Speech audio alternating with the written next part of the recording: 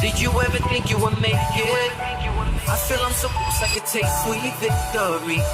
I know this life meant for me. Yeah, why would you bet on Goliath when we got Bet David? Valuetainment, giving values contagious. This world of entrepreneurs, we get no value to hate it. How they run, homie, look what I become. I'm the one. All right, so I just want to prepare everybody that right before the podcast, if you don't have earmuffs, if you have kids around today, have the earmuffs ready because Tom and Adam already started. And if you remember last week when Tom lost his temper, right afterwards, there was like shoes flying around here. Tom was throwing his cup. Adam got up. It was pretty bad, but we're going to try to make it civil today. We have Rob in the house. We brought security today, not because of all the chaos and the conversations that are being had on internet and the back and forth and all the wonderful, loving messages I'm getting, which I so greatly appreciate. We have security here because we're worried about Adam and Tom. That's our concern today. Yeah. That might literally everybody in the building is panicking. But let me kind of tell you guys what happened yesterday. This old man, I don't know if you heard about this. This old man yesterday, this 82-year-old man, gave a speech. Don't talk about Tom that way. Let's at this place called Chicago. And such an insecure little boy. You're already down. I told you. I don't want to pick on the man because of his age. He's a nice cast. He's a nice old man. I would like to get through some stories. Ageism is really good. How about I become the guy that's a calm, nice, church-going guy, and you two are going at it? You're supposed to be the angry patriot. I'm angry patriot. All right, so we got some stories to cover. I've been told to be quiet. Yesterday, what's it called? Yesterday, the DNC took place. Mm-hmm. Steve Kerr spoke. Night. Mm-hmm. Hillary Clinton spoke. Amazing. She looks hot now. Hillary Clinton's AOC spoke, and so did Biden speak. And it was interesting. Listen to all the messaging. We'll have some commentary on that. What else we got here? Article comes out saying far-right influencers turn against Trump campaign. WAPO story. Misogyny to be treated as extremism by UK government. Be careful, folks, in the UK. Fed to deliver 3 25 quarter point rate cuts this year. Recession unlikely. Reuters gives that story.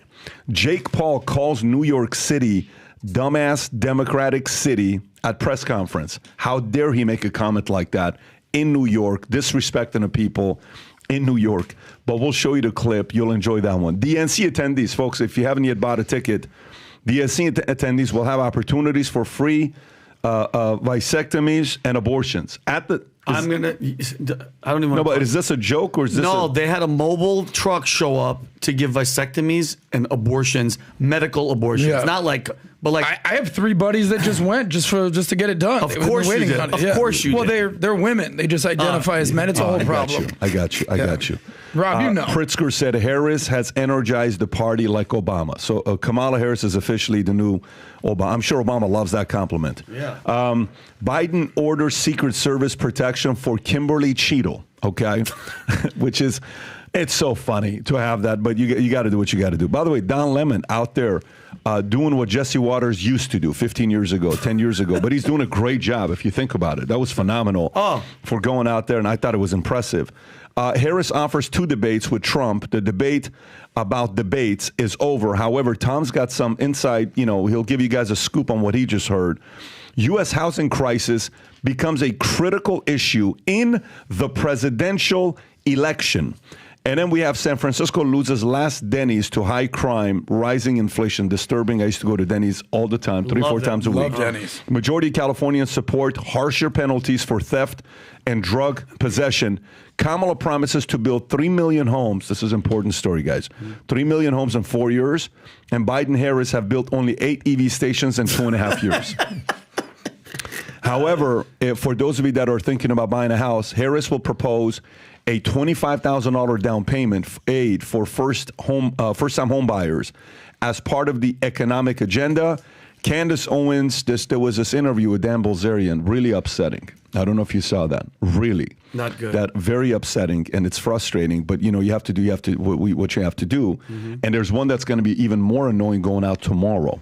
That the market is going to lose their mind when they hear what this man has to say. So now we're going to need 2 security guards. Candace Owens, anything happens to me, blame the Zionists. So there we go. That's an article by Angry White man. Elon Musk walks with Jesus. Kanye West and Bianca make surprise appearance at Donald Trump's rally in Beverly Hills. Election 2024 Trump rallies in Pennsylvania. Walz targets the lone swing district in Nebraska. Pedophilia hunters are starting to grow in popularity. Yes. Some are taking justice into their own hands. Good. Venezuela's Maduro asks, who rules the U.S. after Biden walks back comments? And then Tom's got a few stories he wants to talk about. The Americans household that surged in recent years amid challenging consumer environment, refinancing demand, surge on mortgage rates, drop in layoffs announced on multiple companies this summer, and AI-driven deepfakes. We have to talk about this. Sites that undress women and girls face landmark lawsuits. So this is something that everybody watching this, I actually think the 2024 election is going to be affected by deepfakes, my opinion. We'll get into that here in a minute. But the last thing I'll tell you is the following. Today is what day? Today 20th. Is August 20th. For those of you that are competing for the Monect contest, Rob, if you can go to it, this is officially the last opportunity, last 2 weeks to compete for the Monect contest. If you can go lower right now, the leagues for different levels that we have, the expert, Caleb Altmaier is officially first place. I believe he's a pastor, really nice guy. Talked to him a few times. Yeah, he's awesome. Bryce Mitchell, UFC, had a blast having him on. Alexander Lorenzo, they're top three. And then you got Patrick Williams, Nicholas Irving, what do you call it, sniper, and then a bunch of other guys. They're in the top 10. Ivan Raikkonen with 26. Yeah, I got 26. him. I That's love right. it. Keep going. And at middleweight, we have Matten Hagkar, first place. That's an open one that anybody can compete in. Samuel Riley, Rollo Tomasi, really third place. Good for you, Rollo, at third place. MJ Harris, Cecilia, if you got reviews, you would be in third place. Saad Hashmani, Matan, and then the rest of the guys there. Go to the next one. This is heavyweight. Dennis Panev, good for you. Candace Owens coming up. Look at that. Candace Owens, second place. Dustin Gotkovsky, third. Calvin Ing competing. By the way, Dustin, Calvin, and who else is the third one? Dustin, Calvin, and one other. They're competing on Dennis. They're competing to see who's going to be the first to do 1,000 Monects. It's a super close race. Dennis may actually beat Dustin, but we'll see. Is that Rob Gargulo? Rob Gargulo. And by the way, do me a favor, Rob. Put up your QR code real quick. Folks, if you love Rob, truly, if you love Rob, send him a Monect and wish him a happy birthday. Yes. It was just his birthday. Rob Gargulo, the man, had a birthday right there. Shoot him a Monect. Give him some love. And Pat, by the way, they're not going to get Vivek Ramaswamy. I don't know why the hell he has Vivek's picture. That's false advertising. You're just going to get Rob. Which one's Rob? Rob's the little guy on the right with the beautiful tie. The beard? Yes. Okay, the brown guy's been... Okay, got it. That's a guy named Vivek Ramaswamy. Okay, go back to it, Rob. Let's see what else we got. Go back to it. Let's see what else we got. And Vincent Oshana just absolutely dominating. 638, 1590. And then go to the next one. Go to the next one. Go to the next one. Matt Cook at the top. Mark. Good for you. Mark Cook, 56. Australia, right? That's right. I've spoken to him 15 minutes before. Reese Queen, Brand Smith, and you got a bunch of other guys there. And then let's go to the last one. You got existing. Chris Magavero, User Zero, Rachel Cox, and Caleb's even on there. You know who else is on there asking the most Monect? Go a little lower, go a little lower. Look, oh, man, that's a lot of good people on that list. Look at that. So the winners will be going to have a private meeting with me at the Vault Conference, and the winners will get a chance to meet The Rock and take a picture with them. So download Monect and start asking questions. There's a lot of good things going on right now with Monect app. Okay, let's go into topics. Tom, first thing I'm going to go to is market, because I know a lot of people right now are worried to see what's really going to be taking place. I want to start off with the Fed. So Fed to deliver 3/4 point rate cuts this year. Recession unlikely, Reuters poll says. And this is during a time, while there's a couple other stories talking about how people are having a hard time buying a house, the U.S. Federal Reserve is expected to implement 3 25 base point rate cuts at the remaining meetings in 2024, reducing the federal funds rate to a range of 4.5 to 4 3/4 of a point by the end of the year. This outlook follows a weaker July job reports and market pricing that has adjusted from 120 basis points to roughly 100 basis points of reduction for the year. Despite these expected rate cuts, the U.S. economy is projected to grow 2.5% in 2024, up from 2% expectation, with the unemployment rate holding steady around 4.3% through 2026. Inflation, while easing, is expected to stay above 2% until 2026, with wage growth remaining above 3 to 3.5%. The likelihood of recession remains low with a 30% probability, Tom. I see this story. Then I see the other stories talking about American household debt surge in recent years amid challenging consumer, refinancing demand surge on mortgage rates drop. I see layoffs announced at multiple companies this summer. What's going on with the economy? Well, everything can be true at the same time, right? It's like your dad just gave you a gold star for what's going on at school, but your mom's really upset about you and your sister won't talk to you. All those things could be true at the same time. And that's kind of what's happening with the economy. But I think there's glimmers of hope and good news in here on housing. So right now, the 30-year is 6.25 to 6.5. The banks have pulled back a little bit. And if you've got good credit over 750, you can get a 30-year fixed mortgage. And there's a lot of people refining PBD from 7.75 to 7.675. So 7 and 3/8. 5/8, 3/4 from last year. They're actually getting a full point and a quarter of relief refining. So that's why you see the headlines that refis are up. So if you bought and you found a house to buy, you thought the price was good, it wasn't too overinflated, and you're not going to lose price depreciation on the home value, and you bought a year ago, right now you can be refining, and that's good news for those Americans, really good news. What's not good news yet is the home supply still hasn't caught up. So there's not a lot of homes out there to buy, and in many markets, the prices still seem, a little inflated, and a higher interest rates and a higher price home makes the payment higher. However, the Fed, this story Reuters is talking about 3/4 points. That is being floated by the banks. There is going to be a 1/4 point in September. The Fed has said it's going to be a 1/4 point.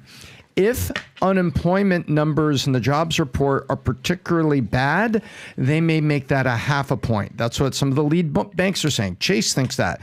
But nobody thinks, even though we're getting reports of layoffs right now, nobody thinks that that's going to happen. So there's going to be a 1/4 point. So that means if you're in a market where you could potentially purchase, if you think the value is there in the home, it's not too overpriced, you're probably going to see 6 1/8 to 6 1/4 in October, right after the Fed drops the 1/4 point. So that's a slightly good thing for the home buyers. However, there's not a whole lot of those because the rest of America is the household debt is now up again this quarter because of the inflation pinch, and people are using credit cards and debt to pay for certain things, and the inflation pinch is still there. So you can see there's multiple things going on. Certain industries are seeing layoffs. Some markets are getting good news for people getting relief on refis. And people that are able to in good markets are going to be able to purchase. All those things are true at the same time. Against the backdrop of the stock market looks really good, but the average consumer, right, only is about a C+, B- in terms of health. So if you still feel it's kind of tight for you, you're not crazy. Adam. Well, I'm just super happy. We had a success story last week, a massive success story with my friend Vinny. We remember what happened when the stock market basically tanked 1,000 points in one day. Vinny's been asking for 2 years repeatedly, when do I buy a house? When do I buy a house? And I said, enough's enough in the chat. I don't know if you can turn me up a little bit. I go, enough with your stupid house, Vinny. Today's the day to buy some stocks. And for 2 years, we've had conversations about what it means to open up a Roth IRA. What is even a retirement account? What's a stock? What's a bond? What's an asset? What is all this? Yeah. And finally, we sat down. What did we do, Vinny? Tell him, Vinny. I got a Roth IRA, and I put something in a high yield interest you did. thing, and then I bought some sneakers on StockX.com. There you did. You know what you are now, Vinny? What? You're an investor. That's it. For the first time in your life. Why do you think I have a watch that has this? Like I have this key, the thing that it goes with your look. Thank you. I appreciate. You're not a saver, Vinny. Yeah. What are you? You're an investor. Yeah. Congratulations on becoming an investor. Thank you. And I think a lot of people basically have to take that into account, where Vinny actually asked the question. And I'm just going to use a voice. Should I buy a house today? Like, you don't have a realtor. You haven't located the house. You don't know. Why'd you might be sounding like I have Down syndrome? Because that's kind of how I felt when you're like, should I just go buy a house today? Like I was drooling when I was asking you the question. That's how you made me feel. See, that's what you do. That's the fights worst. break out. Exactly. You were have good you seen till my there. baseball? and then you make enemies. Yeah, like I'm gonna just go out there and make a like what the hell kind of dumb. Because walk me through what buying a house today would even look like. Well, what do you mean? Me and Tom have sat down multiple times. That's where I already messed up. Well, no, we sat down. Well, buying a house would be like, the pricing, the location, you know what I mean? The interest rate. I get insurance, it. the homeowners association. You weren't going to do it. Yeah. You were going to do it in one day, is my point. No, of course But not. in one day, you sat down, logged in, created your account. Wow, boom, you're an investor. In 5 minutes, yeah. Look at you now. You're probably up a little bit because the market's up. Yeah. The point is this. You're not going to be able maybe to buy a house right now. Mm-hmm. Sorry. Interest rate, supply, demand, I get it. But you can always become an investor. Mm-hmm. And congratulations on becoming an investor. Okay, so that's the whole shtick was that. That's great. Awesome. Well, I didn't know he was going there. So I'm proud of you. Yeah, that's good that he's starting something. Well, that's great. But for everybody else that is in a position right now where you're wondering, do I get a place? Do I not get a place? What happens? We had a call yesterday with Tom. You were on the call. We're getting, we're making a few big purchases. And when I say big purchases, I mean big purchases that, and we're looking at interest rates. And while we're having a conversation, say, if we get a 3-year and then later on we can go to a 10-year, because if we do the 3-year, the rates are coming down and we can refinance and go to a 10-year, and then we can refinance and go to maybe all of these types of conversation are having right now with where the rates are at. But the likelihood, everybody we talk to, everyone's saying the same thing. Rates are coming down. And it's going to be happening. At what pace? Who knows? Yesterday, there was a meeting in Chicago. And that meeting yesterday at Chicago, they call it the DNC, right? The Democratic National Convention. And Steve Kerr spoke, okay? And he gave a speech all the way at the end that's a shot at Trump. You had Hillary Clinton that spoke, and you had, what do you call it? Joe Biden spoke, AOC spoke, right? All these guys spoke.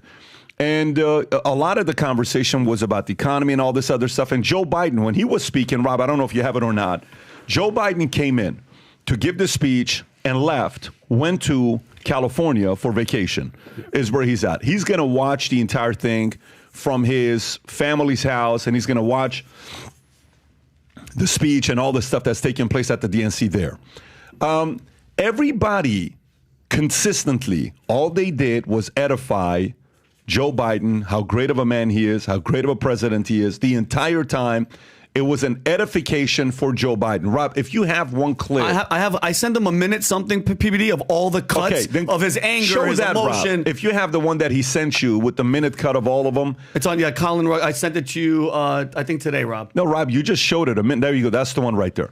If you can show this clip to give us an idea of what it'll save you 50 minutes, but go ahead. Women are now without electoral.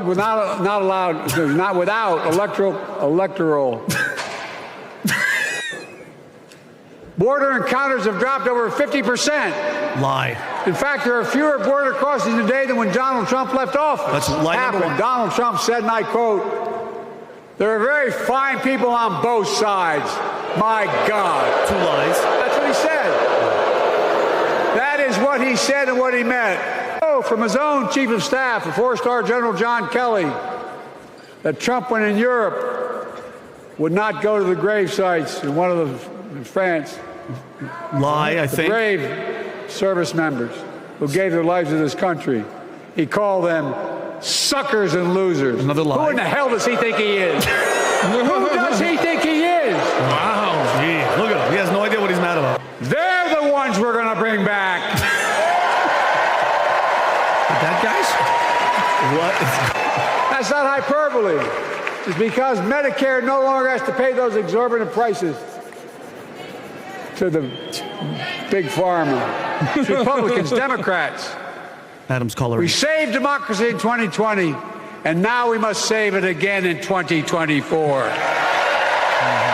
We have 1,000 trillion. We have 1,000 billionaires He's in not America. finished. He's promising a bloodbath. Another lie.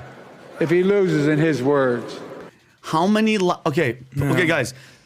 Lie after lie. But let's just be honest, PBD. He spoke on the first day of the Democratic National Convention. The sitting president spoke on the first night. That is the most humiliating thing. You don't let that guy talk first. I mean, I know why they're doing it, but you nailed it, PBD. Right when it was done, he got on a plane and got on Air Force One, flew to California for another vacation, which now this is going to make, if he stays till Sunday, 366 days in 4 years that he's been on vacation. That's like 41% of his entire presidency has been on vacation. And then everybody wonders why the country is in the position that we're in, okay? And like, by the way, just a quick glimpse, PBD, the DNC, people were wearing masks by the thousands, people outside. That tells you exactly what you need to know about these people.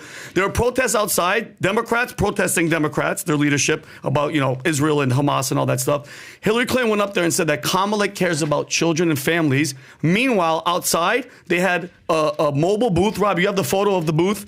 Planned Parenthood, Great River, sent a mobile health center and offered reproductive services on Monday and Tuesday. Medication abortions were available on both days, with vasectomies being exclusively offered on Monday. Like, if that's not the Democrat Party in a nutshell, mask, abortions, vasectomies, they don't want to, look at this thing. This thing was outside, PBD. You could go in there and have everything cut off and have an abortion. Is that absolutely insane? It was kind of confusing to me because at the DNC, you have all these Democrat men. You're offering a vasectomy to a guy who has no balls in the first place. Exactly. You see what I'm saying? And you know what's messed up? PB, I don't know if you saw this. They bring this guy on stage with ALS in a wheelchair, and they just put a mic in his face and have him talk. And his wife was like, yeah, this is what he just said. Did you see it? That was awkward. It was very awkward. Honestly, it's disturbing to play for a few seconds, right? I mean, if he was trying to say something.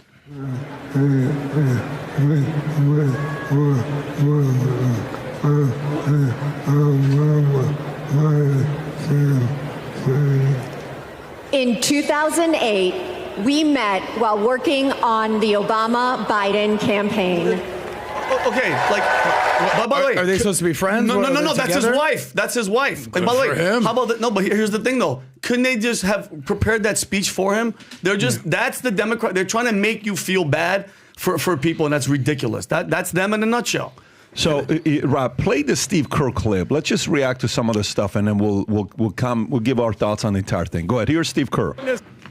Of this nation doesn't come from any one of us, but from each of us doing our part to build a more perfect union. That vision is what this campaign is all about. It's why I'm here tonight. And it's why I'll be getting out every day to help people get out and vote on November 5th and elect Kamala Harris and Tim Walz as the next president and vice president of the United States. Wait for it. And after the results are tallied that night, hopefully, we can, that in the words of the great Steph Curry, we can tell Donald Trump, night, night. Can I ask you a question? Yeah. What do they have to do, the DNC, to have a guy like that? I think he's educated, Pat. He's not a stupid guy. For him to go up there, and he knows what this administration's about, what Kamala is, who she isn't, what she is going to do and what she's not going to do. What makes someone like that go up there and basically pitch for what they did? Remember, this is democracy. This is what Joe Biden said yesterday. Democracy has prevailed. Democracy has delivered. And now democracy must be preserved. The democracy is out the window, especially with this campaign. They forced the sitting president out, and he didn't go easy. He was scratching and clawing. He didn't want to leave. His wife didn't want him to leave. His crackhead son didn't want him to leave. This is the party of democracy. What makes somebody like Steve Kerr, who's not dumb, PBD, go up there and say some stuff like that? Well, first of all, let me tell you this. That guy crushed it. I thought he did a phenomenal job. The best speaker out of all of them. I thought he crushed it. For sure. Thought he did a phenomenal job. And I thought he could have a career if he chooses to get out of NBA. He would actually make one hell of a Democratic candidate for the left. And you have to realize he is very close to Popovich. Popovich is a hardcore guy on the left. Okay. Popovich played the role of a liberal to him. And what's interesting with him is his father was a teacher and was the former president back in the days. If you can pull this up, in 1984, Malcolm Kerr was Steve Kerr's father. Malcolm Kerr was a a teacher back in the days, and he was teaching in Lebanon, if I'm not mistaken. Yeah, he was born and raised in Lebanon, and he was served as the president of American University of Beirut from 1982 until 1984, when a jihadi terrorist killed him and shot him twice in the head, and he died. That is Steve Kerr's father. Okay, that kind of a once in a lifetime experience does something to you. And his dad was I believe politically, he was on the left. And if I'm not mistaken, I didn't know he was Middle Eastern. He's born in Beirut, the father. So that means Steve Kerr is Middle Eastern. I didn't know that. So part of it, what he's doing, he's got some influence. I thought he did good. I thought the one thing, Rob, if you go to YouTube, just to kind of see the level of interest people have, go to YouTube and go to Fox News. Okay, YouTube, Fox News. Click on that right there, and then go to videos where you can see all the recent videos. Okay, zoom in a little bit so the audience can see it. Okay, Tommy Lauren, 25 minutes ago, 13,000 views. Okay, Fox and Friends, 1 hour ago, 90,000 views. Trump campaign, tears, 30,000 views. The next one, 94,000 views. Cyrus, new 31,000 views 3 hours ago. Vivek, 101,000 views 4 hours ago. 9,100 views. I don't even know who's speaking. Oh, Whitmer. Low energy JD Vance, 76,000 views. Go to the next one. Go to the next one. Keep going, keep going, keep going. And then look at Hillary Clinton. Guys, 10 hours ago, 13,000 views. No one gives a shit what she has to say. Go to Twitter, by the way. Go on Twitter, go on X, and go to the poll I ran. I haven't seen it. I ran this poll yesterday. We were sitting on together. At 4 p.m.? I don't know what time it was, but I ran a poll. It was at Zoom in, and I said, who's more unlikable? Hillary Clinton, Kamala Harris, or Nikki Haley? Wow. I mean, listen, Kamala, you got to give her super competitive, right? She's trying to win. She's trying to win. 5.5% behind Hillary. And then Nikki Haley, actually, she can walk away having some respect and some dignity for getting 16 and a half points. That's a bronze medal. It's going up against those two. It's respect. Yeah. But Hillary, the GOAT.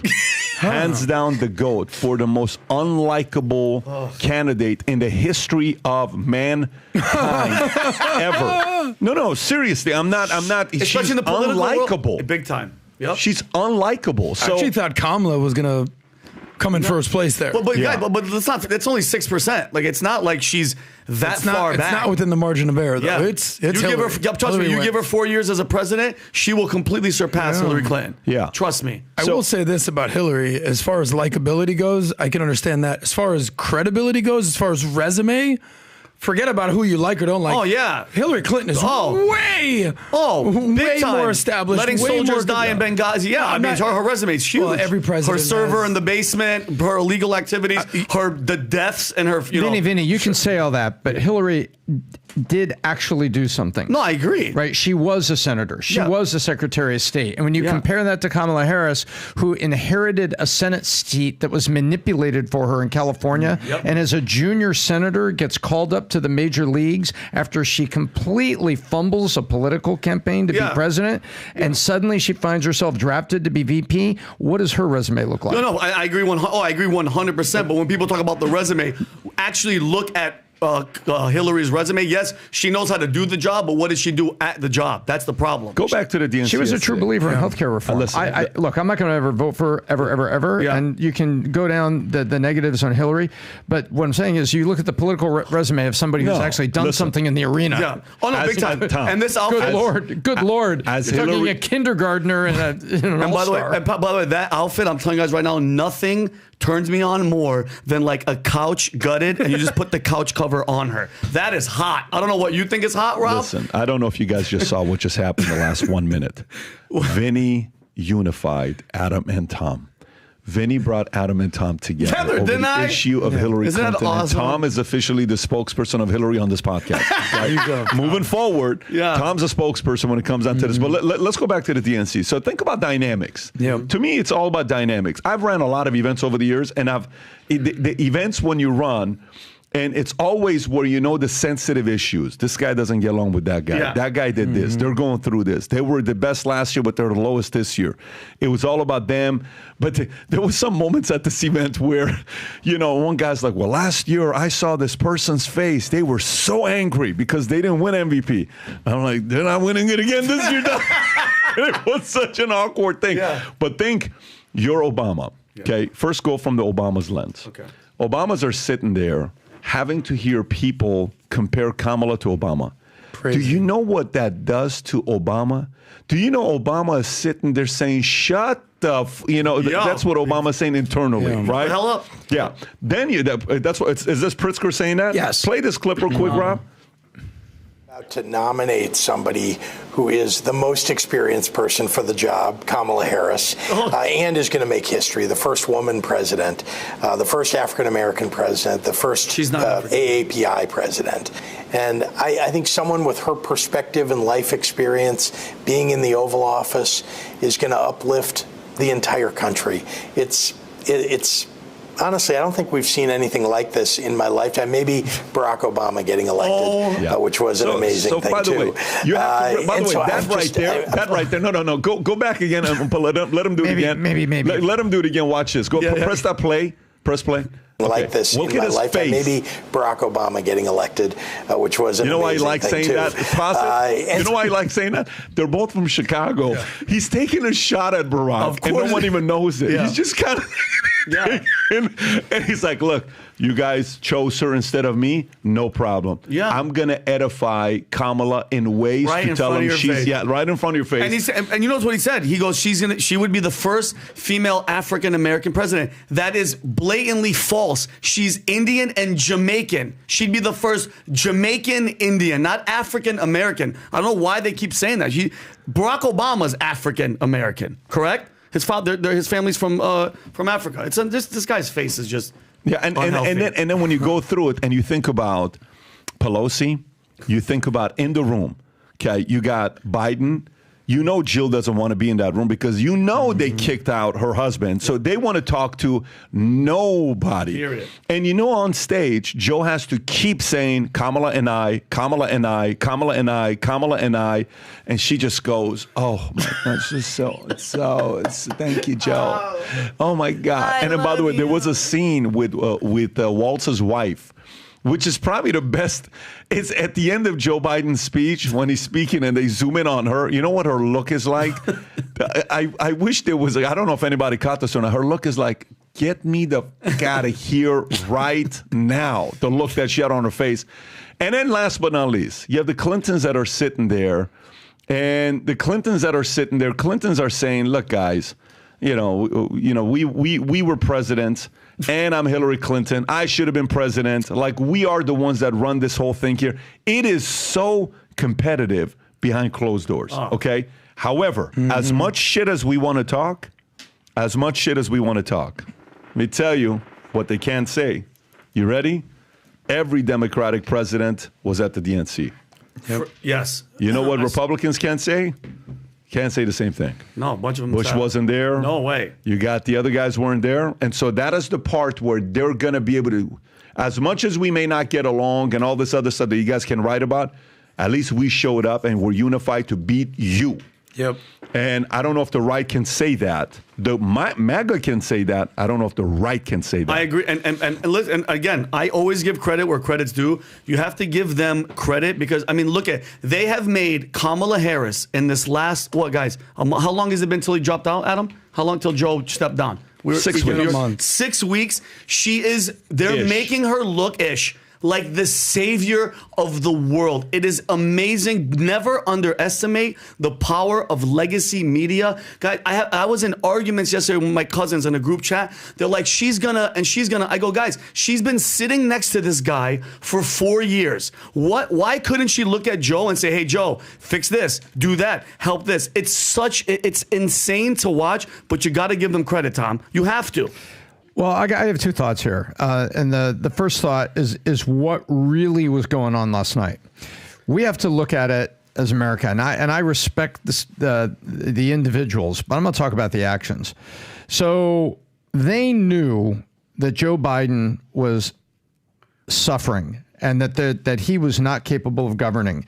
And so they chose just not to tell the Americans about it, and they chose to keep him, quote unquote, in the basement until such time to replace him. Number one. Number two, it is pretty ironic and pathetic to go out and say you're trying to save democracy when they would not let capable members of their own party run in an open primary. If they had said last November, Joe's not going to run again, they knew that last November. They absolutely knew it. They didn't want an open primary. They would have had a primary. They would have had debates on stage, multiple candidates, some that fumble, some that stumble, some that rise to the top. They didn't want that. They kept him there. So that's called democracy. Yeah. Instead, they just let him not show up and have, all the mail-in ballots. So it was like watching Vladimir Putin do 48 state primaries. Yeah. Oh, you won again, sir. No opponents. And that's how Biden went through the primaries. Well, that happens, and then they come back and say they're defending democracy when they basically hand select Kamala when they had no other choices because they can't not select the vice president. If she's good enough for a heartbeat from the presidency, why isn't she good enough to run for president? Yeah. And so I felt like... Very good point. I felt like this was... Great strategy, though, Tom. It was say a fantastic strategy. Great strategy to not have a primary. And by the way... the strategy worked, but that's my first point. The strategy worked, and that's what they did. And they're not defenders of democracy. They found a strategy around it. And the rest of last night was basically glossing over the coup. And you could see it in the eyes of the other people. You could see it there. And remember, I have a third point. Obama was the last one to endorse, and there were leaks that came out, including a comment by Carville that he held his tongue and he kind of pulled it back in. It said, I know that Barack was not exactly supposed. Well, let me say this again. My understanding is that he was the. It took him a while to get there. Yeah. Remember, Carville pulled it back in. What he was about to say was that Obama was not in favor of the pick. Yeah, and you know what this reminded me of? You guys remember when they cheated Bernie Sanders and the camera goes to Bernie? The South Carolina switch. Exactly, and I just felt that vibe. And you know what I've been hearing, PBD? The rumors that I've been hearing is that if for some reason Joe Biden can't continue and he steps down or whatever happens, right? I can't do it. They vote and she becomes the first Jamaican Indian president. That would help her out so much because you'll never get rid of a female first-time president if she's actually sitting in office. Did you hear about that, Tom? Well, it's called the incumbency effect. And the incumbency effect, they say, is worth, at least 4 points in this current election. The incumbency effect, that if she was president, then she would be able to say, although she doesn't have much time, to say she goes on an international trip, she appears, she does a speech in front of Congress, she appears presidential, and that's good for about 4 points. And that's a great tactic. How that works? Yeah, if you want to talk about tactics, he's on. Great point. He's on vacation in California. Who knows? He falls, gets bitten by a shark. Well, fully agree with what PBD had to say about being unified in public. But don't look now at Brace for Impact. Kamala Harris is now the favorite to become the president of the United States. The full-on favorite. I'm sure you can find the odds on Vegas. And that's what I track. And to me, that is shocking. Because if we just go back a month in time when Biden completely stumbled, the odds were maybe 55-45 Trump. The odds skyrocketed towards Trump, almost towards 70%. We were not sure what was happening with the Democratic Party. And, I compared it to them basically hitting the iceberg on the Titanic. If you told me a month ago, after Trump got shot, after Biden's failure to even communicate, after having zero clue who's going to be the president, that a month later, the Democrats would be favored to win the election, I'd say, get the hell out of here. That is insane. But that's exactly what's going on. So we can mock people. We could basically state your case. I'm with you. But unless you're convincing those independents, you're just screaming into the wind. So hold on, Vin. Yeah. So in my opinion, they're only making things worse by... Look, I've said loudly and proudly, there's no way I'm voting for Kamala. I'm either going with Trump or RFK. And if it's not a wasted vote on RFK, I'm going with Trump. This is the whole conversation of being red-pilled and blue-pilled. But nobody does a better job of basically putting all the drama in the past and just coalescing around a candidate. You know, there was a head coach for the New York Jets. I know you're a Giants guy. Mm-hmm. Do you remember there was a coach for the New York Jets? His name was Herm Edwards. Of course. Remember Herm? Yeah. His most famous speech was the win speech. And he basically said, you play to win the game. It doesn't matter what you do. They don't remember what happened in the game. They remember the final score on the scoreboard. You play to win the game. And what the Democrats are doing is they're putting lipstick on a pig. They're parading out Kamala as if she deserves to be this nominee. By the way, her approval ratings, if you want to just look at her approval ratings, they were July 4th, minus 17, less than Trump. Right now, they're minus 2, their approval rating. Trump held steady at basically 9 or 10. So we could criticize and make fun of the DNC all you want, but every single person, whether it's Barack Obama, whether it's Clinton, whether it's Hillary Clinton, whether it's Pelosi, Bernie Sanders, AO-freaking-C shows up and gives their speech. At the RNC, which I think they had a great RNC, I think they were completely aligned. There was no George Bush. There was no Jeb Bush. There was no people that basically were the rhinos or the Lincoln Project people. They don't want them there. The Cheneys of the world. So if you ask yourself, how the hell do these absolute buffoons who stand for nothing beat the Republicans, who I can argue stand for a lot more for where America's concerned? Because they don't care.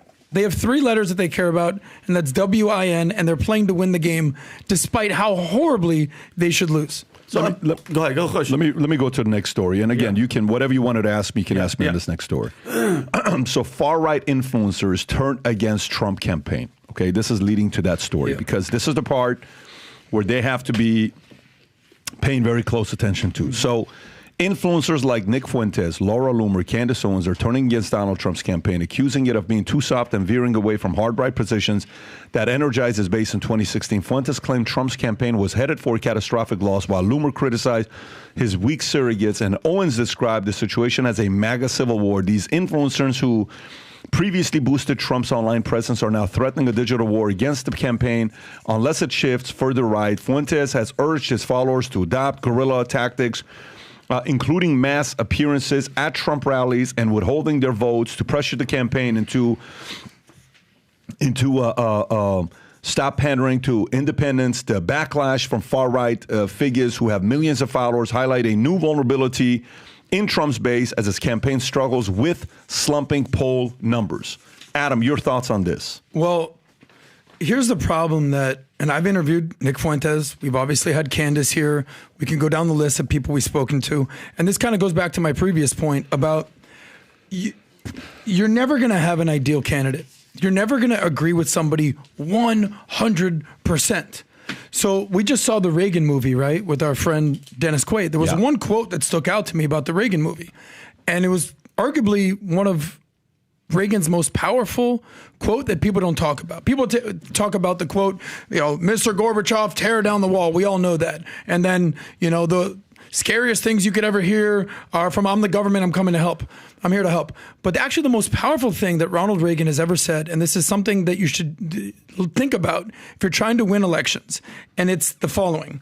A person who agrees with you 80% of the time is a friend and ally, not a 20% traitor. Think about that for a second.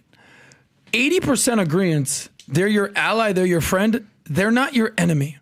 And what happens is, whether it's the Candaces of the world, whether it's the Nick Fuentes in the world, they think that Donald Trump or the MAGA party, the America First Party, should do everything that they say because that's how they feel, that's what's going on. It doesn't work that way. And you think that Joe Biden and AOC are 100% aligned? Not at all. Not at all. But they're willing to say, you know what? I don't agree with you on that. I don't agree with that. But we have a common enemy, and that's Donald Trump. Whatever it is, we're going to get together. We're going to do this thing. What happens is, when you're so tethered to your principles, and there's zero exception of what you'll make in between, there's no room for daylight. So you have Nick Fuentes, who has been one of Trump's biggest allies. Candace Owens, Trump's biggest allies. Who was the other person that you said? Laura Loomer. Laura Loomer, who I've met with, we spoke with. I hosted a debate with her against Dave Smith. I've never seen a more, in a positive way, delusional Donald Trump advocate. But by the way, she is very pro-Israel. And she's critical that Trump isn't doing enough. And then Nick Fuentes and Candace, if you haven't seen her, not exactly pro-Israel these days. No. So you have these people who are completely in MAGA world, 70, 80, 90% agreement with MAGA, America First. Yet now they're basically saying, no, we're out, we're off the ship. So what's your other choice? It's a binary option. So you're not going to vote for Trump? You're going to have all your groypers or all your people that are a part of your camp not vote for Trump? Tell me how that serves you getting Kamala elected. It makes no sense to me. So all you're going to do is fight an in-war, civil war within yourselves, and then just allow Kamala Harris to win the White House because you're not 100% aligned with Trump. I think is a horrible, short-sighted strategy. So, because I was going to ask you, when you were talking about earlier, Adam, about the Democrats and what they're doing, and Tom, we talked about their tactics. Pat, I want to ask you a question, and you, Tom. So the Republicans have what? Fox News and X, correct? Spaces, whatever. The Democrats have all mainstream legacy media, CNN, MSNBC, ABC, NBC, local news, Facebook, Instagram, TikTok, you name it. If you were Trump's campaign manager, because this is how the rules are set up. You're not going to change that because the messaging, Adam, the reason that she's up is because she's everywhere. Every channel you see is Kamala. Fox, you see Trump, and Elon talk to him. What would you do as a campaign manager right now, PBD, to turn this whole thing around for Trump? Because obviously the numbers aren't lying. Influencers are turning. You know what I mean? He's only really out there in two spots, and Truth Social. What would be a tactic to get him out there more to kind of quell that surge? So let's go through a couple things here. One, pull up Reuters report here, party affiliation among Muslims. Okay, so let's look at this here. Muslims on how they vote. Ready? 17% Republican, 21% no leaning. 62% Muslims are still going to vote for Democrats. Jeez. Okay, so you look at this, and why are they going to vote for Democrats? Because Free Palestine, and you saw the 100,000 people in the streets, whatever the amount of people were. I don't want to say the number. I read 100,000, but it was a lot of people in the streets of Chicago, protesting outside. By the way, in Milwaukee, nobody boarded up businesses. In Chicago, go look at how many businesses were boarding up their business just to say, we are doing it just in case riots, protesting take place. Okay, so guess what? When you look at that data with Muslims, what do you notice? You notice what? You notice a big percentage of them are not going to vote for Trump. Okay, tell me what Muslims coming out here right now trying to campaign for Trump. Who? I haven't seen. Who's going out there saying we're voting for Trump? Trust me, I've seen them. We have them in our company. Guys who are Muslims who will be voting for Trump. They're part of the 17%. But is that 62% moving dramatically? So what do you want Trump to do? Do you want Trump to sit there and, so as a campaign manager, the first thing we would do is who are we not going to win at all? Forget about women. No matter what we no, he has to. That's a who are we not going to win? No matter what we do, you can never please them. You think Trump can really please the Muslims? You think Trump can really please Muslims? Yeah, right now, no. Let me ask you a question. What does he have to do to please Muslims? Right now? Yeah. Give me the Muslim vote. Change his Jewish and Israeli positions. Completely denounce Israel and everything that Israel's doing. Okay, so let's go. That is the only way. I think that's the only way. Okay, perfect. So if he does that, what happens? I mean, obviously there goes the Jewish vote. Well, hang on. It's like a teeter-totter. You lose the Jewish vote, but you gain the Muslim vote. Okay, what is the... some of it. Some of them may not believe Now, let me ask you a question. Pull up, Rob, how much money Muslims give to their political campaign? How much money do they contribute to their political party? Okay? How much money do they contribute to their political party? Do you actually have the number? If you be able to pull it up, because some people total contribution to political party by religion. Let's see if we have it. By religion. Does that show up, part of religion? I want to know money. I want exact amount of money being given. Source of funds, and what I'm looking for is United Methodist Church, all this. Okay, so that's Open Secrets is talking about churches. Party affiliation by vote. No, I don't want party affiliation. I want exact dollar amount, okay? I want exact dollar amount. If you were to put the $2 amounts between the Muslims and Jews, who do you think gives more?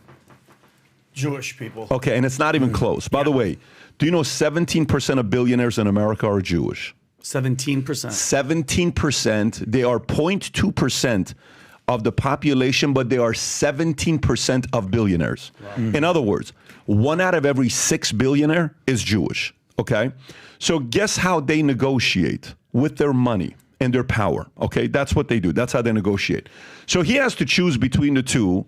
And he realizes a lot of these guys that are coming out saying free Palestine, free Palestine, free Palestine, free Palestine. You can do your best to try to bring up free Palestine. But then if you play that card and you try to play the card that is pro-Jewish, guess what you lose? Guess what you lose if you try to do both? You lose both. Everybody. Yeah, so guess who experienced that? You know who lost both? Biden lost both. Biden lost both. And then Jews are like, well, Bill Ackman, listen, I'm out of here. Okay, Ken Griffin, I'm out of here. Some of these things that you guys are doing, I'm out of here. I'm not going to be. Is that the pro-Israel or pro? Okay, right there, pro-Israel PAC, 8.7 million. Wow. You got the pro-Arab PAC, $97,000, and that's 2020 cycle. Which, by the way, long term, if Muslims truly want to compete, they can sit there and say whatever they want. You guys got to get your folks to get better at business, to make more money and move up in the business world. In the business world. Because that's what Jews do. That's what they do. So now, that choice. Hey, all the people that are free Palestine and they're, Muslims, you're not going to win them over.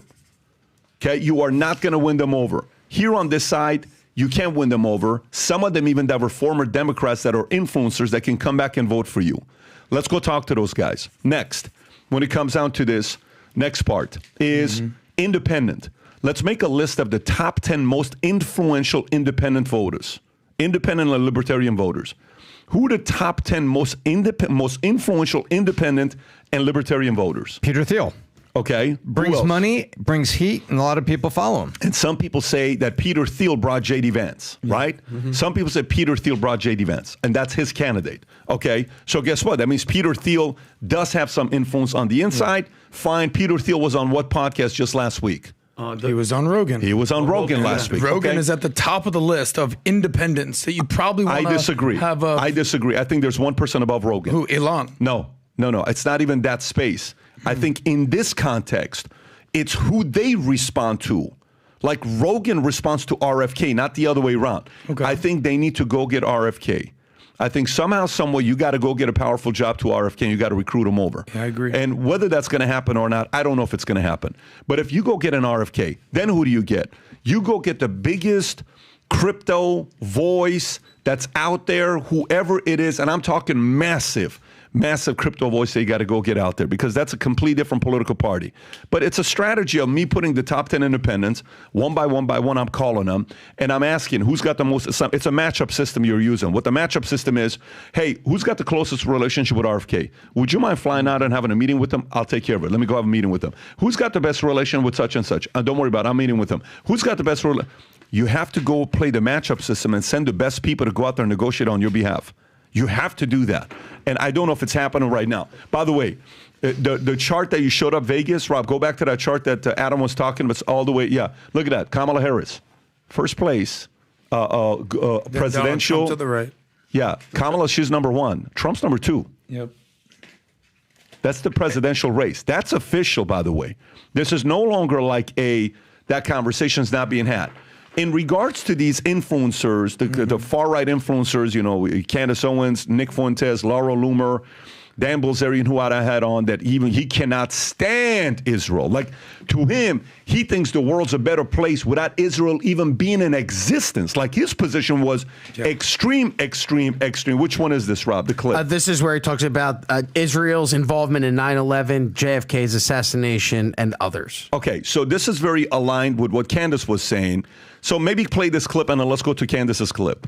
They've done so many things that, would constitute an act of war against us. I mean, U.S.S. Liberty, Lebanon Affair, I mean, they can go on and on and on and on and on. But, I think they knew about 9/11.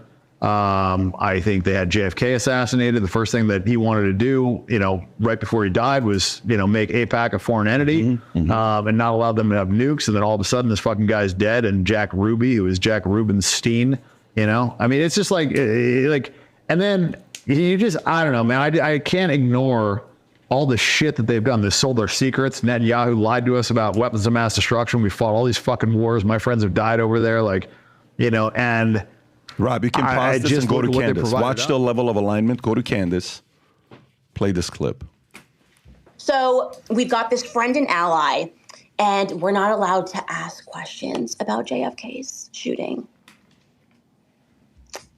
or the U.S.S. Liberty. Yeah. The Mossad there on the day that JFK was shot. The arguments that he was having in the days preceding with their prime minister, still classified. Okay, we're never going to know what they were arguing about. And then Jacob Rubenstein shoots the guy who said he didn't shoot the guy. Do you have a question about that? You anti-Semite? Don't come at me. Don't even, I don't even want to hear questions. We're not allowed to even speak about the U.S.S. Liberty. The fact that, after October 7th, they jammed through a bill in Congress, okay? And they were like, we must have an October 7th Day of Remembrance in school. Kids must learn about this in school. And we can't get one for the U.S.S. Liberty. Rob, play the next clip of Candace as well.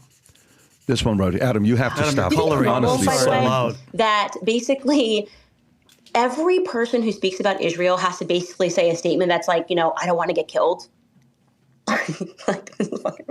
Literally, you start speaking about it, people are like, Candace, beef up your security. That's not fucking normal. It's not normal that people have to think about their security because, and by the way, it's not normal that then the way that you get comfortable with it is you're like, they shot JFK in an open car, so there's not. He's a sitting president. Obviously, there's my you watch the podcast, you're hearing some of the stuff. And by the way, just so you know, I listen to most of her Twitter. What do you call it? I watch the Spaces. Me too. Spaces that she did with Dave Smith and with Dan and Jewish with guy, Tate and Andrew, the other. I listen to it. I listen to the arguments. Adam. Well, let's just take Dan and Candace and kind of treat them separately because I don't know how aligned they are other than they certainly don't seem to be fans of Israel. So I have a lot more respect for Candace than I do Dan because this is somebody, whether you agree with her or not, has at least studied topics and is at least known for certain topics. Geopolitics, not exactly her forte. I would say she's better at domestic. Dan Bilzerian. It was nice of him to take time out of one of his orgies and gangbangs to weigh in on Gaza-Israel dynamics. I'm sure he's very well versed at this. You asked him at one point, hey, you read a lot? You read a lot of books? He's like, no, not at all. So my assumption is he's going completely irrational, emotional, and he's just parroting whatever somebody told him. And clearly there's some things that are going on here, whether it's the JFK assassination, whether it's the Bolshevik Revolution, whether it's the U.S.S. Liberty that we can discuss, that these are now talking points where, of course, it's the Jews. All right. Well, where am I going with all this? You wrote a book, Choose Your Enemies Wisely. So, there's also another phrase, the enemy of my enemy is my enemy. Friend. No, not my enemy. The enemy of my enemy is my friend. So, nice, Vince. I love you. So when you look at who U.S.'s greatest allies are, remove complete emotion and how you feel about certain countries some type of way. Who are U.S.'s top 10 allies? You can even probably Google this. So without even having an exact list, I'll tell you exactly who it is. It's the UK, it's Canada, it's Australia, basically people part of the Queens from the Queen of England, Canada. Then you have the EU countries. You have Germany, France. You have the Netherlands. Then you have Japan, South Korea, Israel, rounding out the top 10. Now you can pick who's where, what's who, where's what. Okay, so Israel's in the top 10. This shows you Israel's number one. So what I do is this: I say, all right, those are my allies. How close am I to each of my allies? Well, UK, all right, cool, we're there. They have a quote-unquote special relationship. Israel, we get that. Germany, what have you. But then you have to make a list of who your enemies are. And we've had the same four enemies for decades now. Who are the four enemies that, they have not changed in decades? It's the same countries. You have Iran, you have Russia, you have China, and then you have North Korea. Those are the big four. But then after that, here's what's important for people to understand. There's a whole host of countries that are on our enemies list that we are not aligned with, that we are not friends with, that we're not looking to become friends with. Who are these countries? Well, Afghanistan, Syria, Lebanon, Yemen, a whole host of African countries. And part of that list is the Palestinian territories. They're not our allies.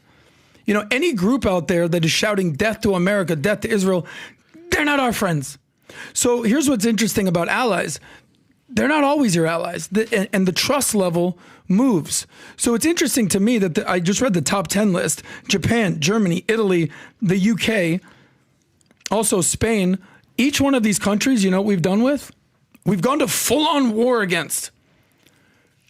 We were just fighting Germany 70 years ago against the Nazis. We were just fighting Imperial Japanese, and now they're our allies. We went to war against Spain in the American-Spanish War. Dude, we got our independence from the UK. So to say, yes, we've had checkered pasts with our allies would be an understatement. So now we want to bring up Israel. Okay, what have they done? What are they doing for us? Well, we've actually never been to war with them. Now, if you want to go the narrative like, well, they're taking over the United States, well, just go to opensecrets.org. You can see how much AIPAC and every country basically contributes to the United States. But what type of shared interest do we have with Israel? Tech, military, intelligence, finance, loyalty, trust, values, principles, Judeo-Christian values, regional stability. So the concept that Dan Bilzerian, who just fresh out of banging 3 chicks, decided to weigh in on Israel-Gaza relations, it just shows that he has no clue what's going on out there. So if you want to choose your enemies wisely, so, okay, in order for Israel to be an enemy, which you're claiming, Dan Bilzerian, that means Iran, the Islamic Republic, is now your friend. That means you're advocating for the Houthis, the Hezbollah, the Hamas. So it's a very slippery slope when you start going down the path of this group, who is my ally, should be my enemy. What happens to your actual enemies? So Dan is completely misinformed. Now, Candace, real quick, I think this is a complete emotional, nonsensical, illogical, irrational response to what happened with Ben Shapiro and the Daily Wire. Because besides Israel, think about it for a second. You know, we just talked about Reagan and 80%. Ben and Candace are very aligned. They're conservatives. They believe in God. They believe in traditional family values. You can go down the list, boom, boom, boom, boom, boom, and you can notice the reason why they actually aligned in the first place.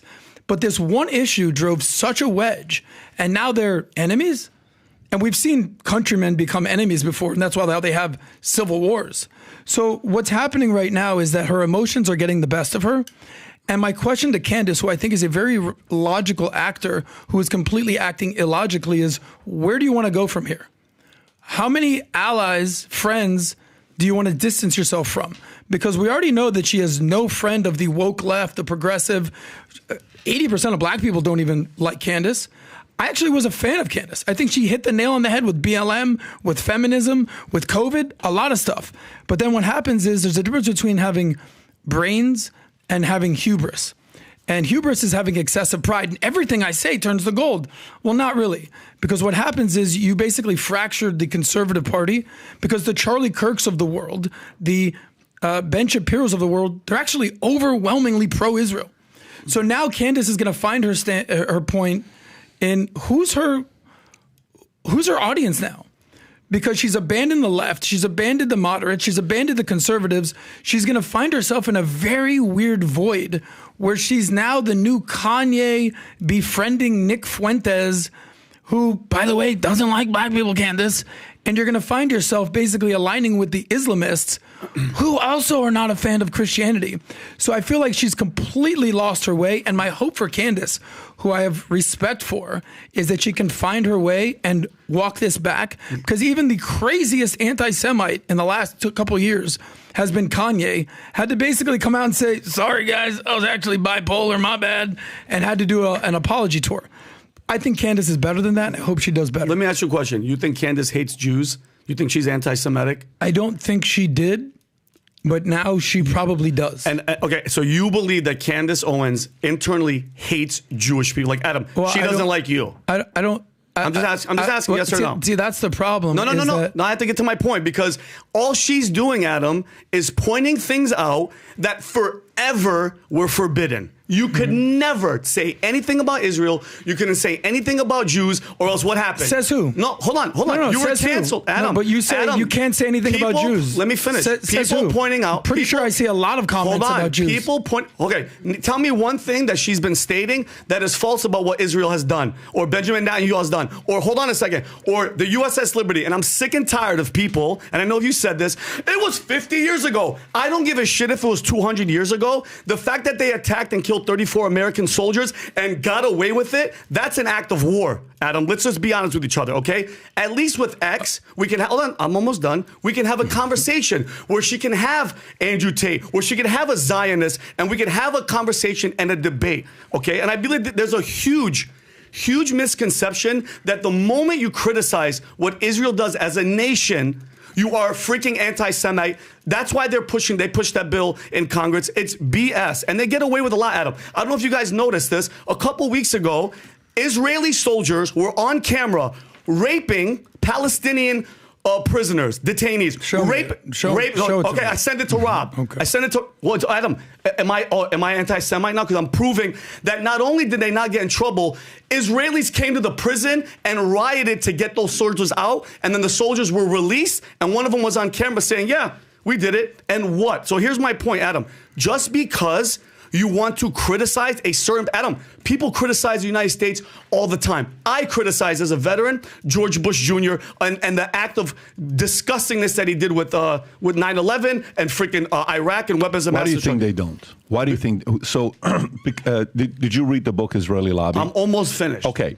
So, what did you catch about the fact that every president since Nixon, since Carter, when they negotiated the terms, since Gerald Ford and Kissinger, since every one of them that tried to negotiate terms, this goes all the way back to giving credit to how Jews negotiated contracts many, many years ago. Yeah, and I got and that. When you look at that, you're like, okay, these guys were the only ones that negotiated terms that instead of getting quarterly payments when U.S. was helping them out, they would get payments all up front. 100% of money would be given up front. Yes. And then many times when money that was given to Israel to help out, many times a part of the negotiation would be like, oh, let's just write it off. And even to the point where one time Clinton, they negotiated something and they didn't follow what Clinton asked them to do. And they wanted Clinton to go out there to kind of commemorate and say, hey, we're doing this. He said, I'm not even coming. Forget about it. You guys do it on your own, right? Mm-hmm. Okay.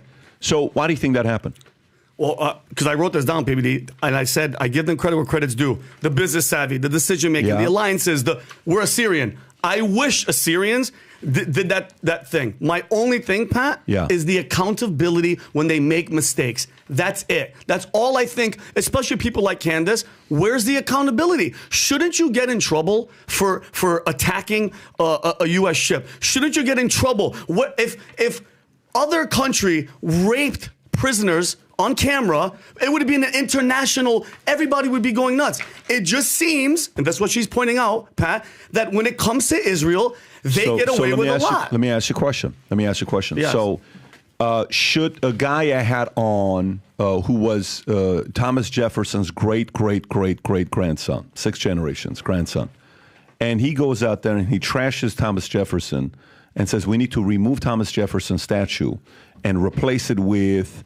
who did he want to replace it to? Yeah, that's exactly the person, the grandson, if you can pull that up. Prescott, Thomas Jefferson's, that was his name. Go up, Rob, let me read what I'm reading on Thomas Jefferson's, no, not this one, the other one. There's another one that he says. And he says, we need to remove, and I'm so disappointed with my great-great-great-great-great-grandfather, and George Washington was a slave owner, Vinny. Yes. He was a slave owner. And because of that, we need to do this. What do you say to blacks that say George Washington was a slave owner? And we need to teach that to our kids in America that are going to school. What do you say to that? I 100% say you say everything truthful and honest because that's how we got where we got. Yeah. And that's history. Yeah. And you can't run or hide from the history, and taking down a statue isn't going to take away the fact that these people did what they did. Is it for educational purposes only, or what do you want to do with it? Because we have a pretty ugly history as well. Disgusting. But what do you want to do with our history? In what sense? Well, I mean, we have ugly history. We've done some ugly shit. Big time. What should we do with that? I mean, learn from mistakes and get better, and not let the past make us, do it again in the future. All right. So can I do that with Black history, where the first slave owner in America? Do you know who was the first person that owned slaves in America? It was a black man. It was a black man. Yeah. Can you write up, Rob, the first slave owner in America? First slave owner in America was a black man who owned slaves. Okay. Okay. So what should we do with that guy? Should we go and say, oh, horrible? And should we, the point with everything that you're saying with the rape and all that stuff, okay, on what happened, I can show videos of women being stoned to death in the Middle East. It's a regular Tuesday, okay, for adultery. How do you feel about that? It's horrible, but are they our number one ally? Are they the people that we give everything to, and that we are told that we have to pick a side and protect? So what you just said is very important. Yes. And this is the slippery slope with Candace when I gave her my feedback. Yeah. Privately, I gave her my feedback. I'm not going to tell everybody what feedback I gave her, but I gave her my feedback when her and I were speaking. So for me, the part is when you go the direction you're going, then Dan goes to the world's a better place without Israel being in existence. Right. Now you're playing with fire. So that is the part where this whole movement is going to. The movement is going to turn and support who? Okay, yeah, you're right. So who do I support? Not Trump. Oh, shit. Okay. So who do I support? You support anti-Israel. Okay, so who do I support? Muslims? Well, they're religion of peace. Really? Are you seeing Tommy Robinson, what's going on in UK? You're not with it? No. Are you with it? Nope. Okay, so check this out. This last week, you know who we had on here? Here's who we had on here. I never knew this until this data came through this week. And by the way, I haven't made friends the last week, if you haven't looked at Twitter. I haven't made any new friends where We're still good. No, I don't worry about it. I don't wake up in the morning trying to win people or not, or do any of that stuff. I wake up in the morning and try to process issues myself. So last week we had him on Friday. Dominic Tarczynski. I don't know if you know who he is. I love him.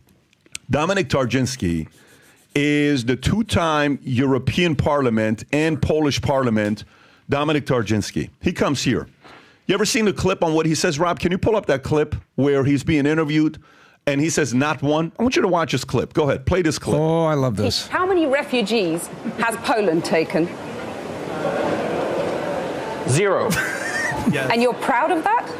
If you are asking me, if you are asking me about Muslims illegal immigration, none, not even one will come to Poland. Not even one if it's illegal. We took over 2 million Ukrainians who are working, who are peaceful in Poland. We will not receive even one Muslim because this is what we promised. But I asked not about illegal immigrants. I asked about refugees. And Jean-Claude Juncker, the Commission President, says that you're racist.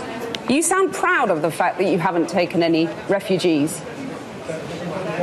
Of course, because this is what our people are expecting from our government. That's number one. This is why our government was elected. But this is why Poland is so safe. This is the reason why we had not even one terrorist attack. Look at the streets in Poland. And we can be called populists, nationalists, racists. I don't care. I care about my family and about my country. By the way, let me give you some stats here. You ready? Do you know what is the number one country in Europe out of 27 countries in crime? Least amount of crime? Poland. Poland. Do you know who has the lowest amount of rape? Poland. Do you know who has the lowest amount of unemployment rate? Poland. Do you know who has the least amount of Muslim population in Europe? Poland. 0.1%. So to all the Muslims who are like, oh my God, that's exactly, we know you're a Zionist person, and I'm doing a video on AIPAC that's coming out in 2 weeks. I'm not an ally. We don't sit there, and by the way, 100% of what we do with Valuetainment, we don't take money from everybody. We've never raised capital from anybody. And if you've noticed, we don't even do sponsorships anymore. I told everybody no. Millions on top of millions of dollars of money. Take gold money. Take this. I don't want it right now. Why do you not want it? Because I'm doing sponsorship with our businesses that we're running. If you like what we stand for, you support us, support Monex, support The Merge, support Bed David Consulting, support The Vault. If you don't, totally get it. Go support somebody else. We're not even taking sponsorship money right now. People are begging us to take millions of dollars of free cash. Zero. We don't have a sponsorship department here. Tell me one podcast in the world that doesn't have a freaking sponsorship department and they're not relying on other people giving them money. No one gives us money to tell us what to do. We own 100% of the company today. Will we end up raising money? Yes, we will. Who? Strategic partner. Until then, ain't nobody telling us what to do. But going back to this, why is Poland the lowest in crime if they have the lowest Muslim population? Should we not look at data? Should we not look at data? By the way, who's the highest in Muslim population? What? France. Yeah. Who's the highest in crime? France. Why is that? Why are we not asking that question? By the way, I'm at a restaurant the other day. A Muslim guy pulls up to me, super respectful, and he asked me, that, hey, let me tell you, and I don't agree with you and all this stuff. And my kids are still, Dylan was worried because Dylan's looking at him like, this guy's going to do something. But it was actually very respectful conversation. So, that's the question. Where are you going with it? Now, let's talk Israel. Let's talk Mossad. Some very weird history with Israel. Just some very, very weird stuff that's with history. We all got it, by the way, but they got some weird part of it on how they negotiated terms. American people, politicians, should have been very dumb when they negotiated terms to give money up front without quarterly payments. Do you know what that means? Let me explain to you what that means. It's kind of like you have booking a speaker for the Vol conference. Okay. And you pay all the money up front. Nobody ever pays all the money up front. You know how it works? You pay half up front, half when it's at the event. Nobody says, hey, here's the entire speaking fee up front. Nobody does that. And if you book the speaker a year in advance, it's quarter. So say we book somebody for, $300,000, $75K here, $75K 6 months out, $75K 3 months out, $75K at the event. That's kind of how it works. Yeah. What are we doing paying the whole thing money up front? I don't know. What are we doing with the amount of intel that we're giving Mossad? Why are we giving Mossad as much? Because they're an ally? Okay, everything? Are they giving us everything? I don't know. And you go in and you see some of the other stuff that's being taken place. This is the part that I know this is going to sound freaking so weird to say this. I am a Christian first. Yep. I am a father and family second, is what I am. And I am America third. I'm not in a country, America is first. But I'm Christian first. Then I'm a family guy, my family and friends, people that are with me. Then for me, it's America. Okay? I'm not sitting here trying to win a political party and all this other stuff. But again, on the other hand, Trump is winning for office. So some of these things that, these guys that are doing the Knicks or, Candace or, Dan, although Dan said he's going to vote for Trump, and I know Candace is going to vote for Trump, they're criticizing the president. Okay? At the end, they're all going to vote for Trump. Mm-hmm. But what they don't realize they're doing, they may have pushed some people away from Trump. And that's what they did. And why? Why is that? What do sometimes brats get upset about? If they don't get it their way. If they don't get it their way, if they don't get heard. So maybe some of these guys, like for example, I really want Trump to do Rogan's podcast. But I really want Rogan to do, Trump's podcast. If Rogan doesn't do Trump, have you ever heard me criticize a Rogan for not bringing Trump on or any of that? It's his freaking choice. Mm-hmm. If he chooses to do it or not. I'd love to see it. Okay? I'm sure a lot of people would love to have Trump on and they want to get Trump's attention. Just to get a nod. Hey, we hear you. Maybe he doesn't want to do it. Does he have to do it? Does he have to do it with everybody? Is it that much attention that you need? Is your attention over a Kamala? Is that where you are? Is it more you getting attention over your country? I don't know. And yes, Trump did go to Israel. And yes, he is Israel supporting them. That's the position he took. You don't like it? Guess what? Go make a ton of money and bring alliances together. Just make sure whoever you're bringing alliances with have money and influence that they can do something about it. Or else it's just a show to get more eyeballs and more, more eyeballs and more fame and trendy. And by the way, there are a lot of stories that you can pick and go with that the temperature of it goes 0 to 100 very quickly. But let me tell you what else happens with those stories. They also can go from 100 to 0 in no time. Then you got to find the next story and the next story and the next story. And then there are certain stories you pick that are forever. This game is a very different game. And if you're going to be around for a while, I mean, even right now in Iran, hangings are still going on in Iran. You think Iran is an ally? Nope. You think Iran is an ally on what they're doing? You think Iran right there, somebody does something, oh, we're pro-woman. Really? Go be pro-woman in Iran, see what they're doing. Go ahead. Go be pro-woman in Iran, see what they're doing. So the only slippery slope here when you play games is you're pushing people away from somewhere, they're going to go somewhere else. And if they go somewhere else, that may not be a place that's going to support the vision that you have for America. Because right now, let's just say Kamala's president. How bad do you think that is if Kamala becomes president? For the country, I think it's absolutely horrible. And are we going to get over it, or you think it's 0 to 10, it's 10, it's very bad? I think it'll be an 8, but I think everything that's been happening for the past 4 years is going to be multiplied and magnified because she's actually there. She can. By the way, she's going to be a horrible president. Right. Do you think she can be a 2-term? Absolutely. Do you think in the next seat they can flip 2 more seats in Supreme Court and one of them being? Do you think we can now go back to 5-4 to the left? I think so. Okay. How bad is that for you? Horrible. Okay, then that's what's happening. Mm-hmm. That's what's happening. So the point is, these arguments being made is fracturing and fragmenting the political party. And by the way, just right now, 87 executions in one day. 87 executions in one day, Iran. Fantastic. Just a regular day, right? It's just a great stuff, you know. Yeah. But Iran is Israel's enemy. Mm-hmm. So if Israel's your enemy, you're for Iran. You have to understand, it's not, it's not a, I don't know how to describe, for people like, Paul, you're just, trust me, if you only really knew what I thought on the inside. Trust me, I lived in Iran and I know what it is to do business with others. I've been around to see what's going on with all this other stuff. This is not like a hypothetical that we're talking about here. But push Israel as much as you want. You're only strengthening Iran. Exactly. Keep doing it. Push Israel all you want. You're only strengthening Iran. You don't have to. There is, you know how you work at an environment. Does everybody in this office, is everybody at Line Holding by time and attend to you, relationship-wise? Meaning? No. 100% of people you love and you hang out with? No. You get along with most. I get along with everybody. I don't hang out with everybody. But are there certain people you tolerate? Yes. Okay. In what environment do you not have to do that? So what's the solution? Think about it. So let's actually go there. Is it good for the people you tolerate for you to leave Line Holding and say, screw it. Because I can't tolerate these 2 people, I'm going to leave and I'm going to do it? No. Because the opportunity is bigger than the 2 people you have to tolerate. Mm-hmm.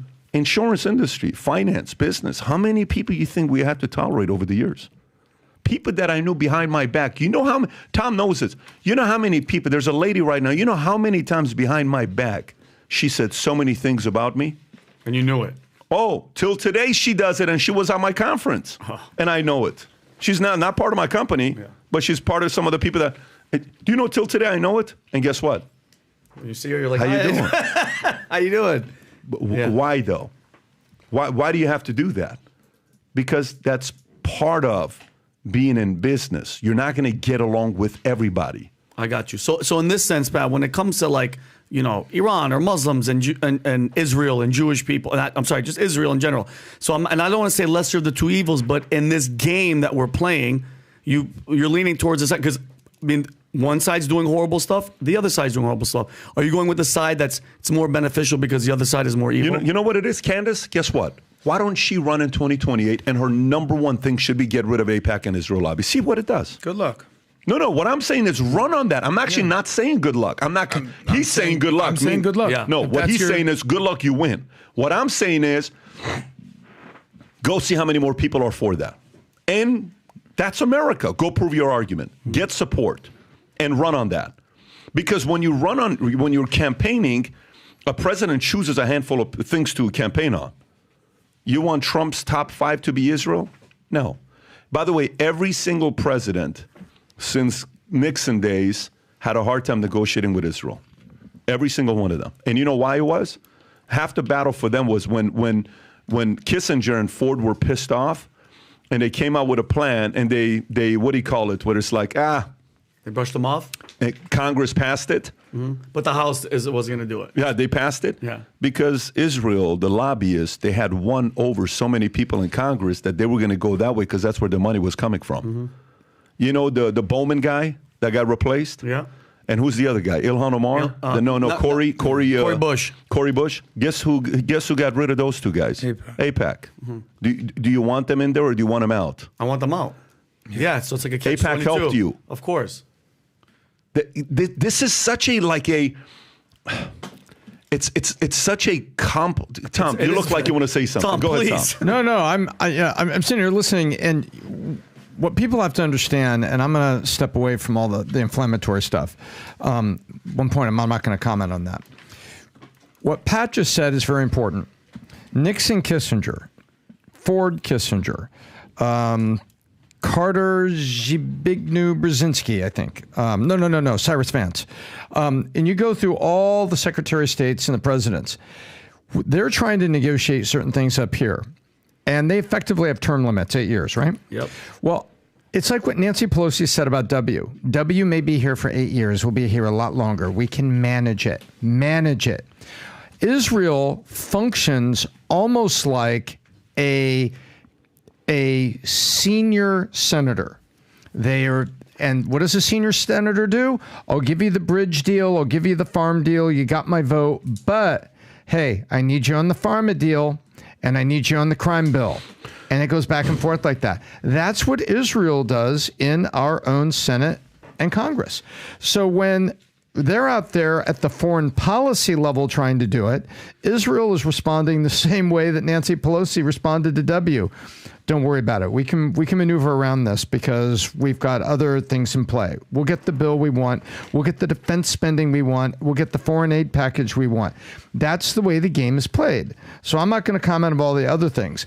What it is they have become an incredibly effective country that operates even better than some of the biggest lobbyists that we have in our own government. Yeah. And you sit back and you look at it and you say, you don't have to like it, but that's the game. That's actually the political game. That's the way the game is played.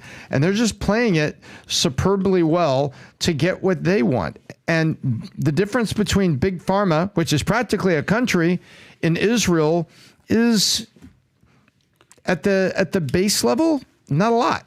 But they're getting what they want and what they feel their interests are. But are we supposed to let them get away with murder just because the enemy is way worse at doing murder? That's my point. Well, wait a minute. Hang on. Yes. Hang on. Back off. Hang on. You're saying yes? No, stop. No, Adam, that's ridiculous. Stop. Were you talking about Israel or Big Pharma?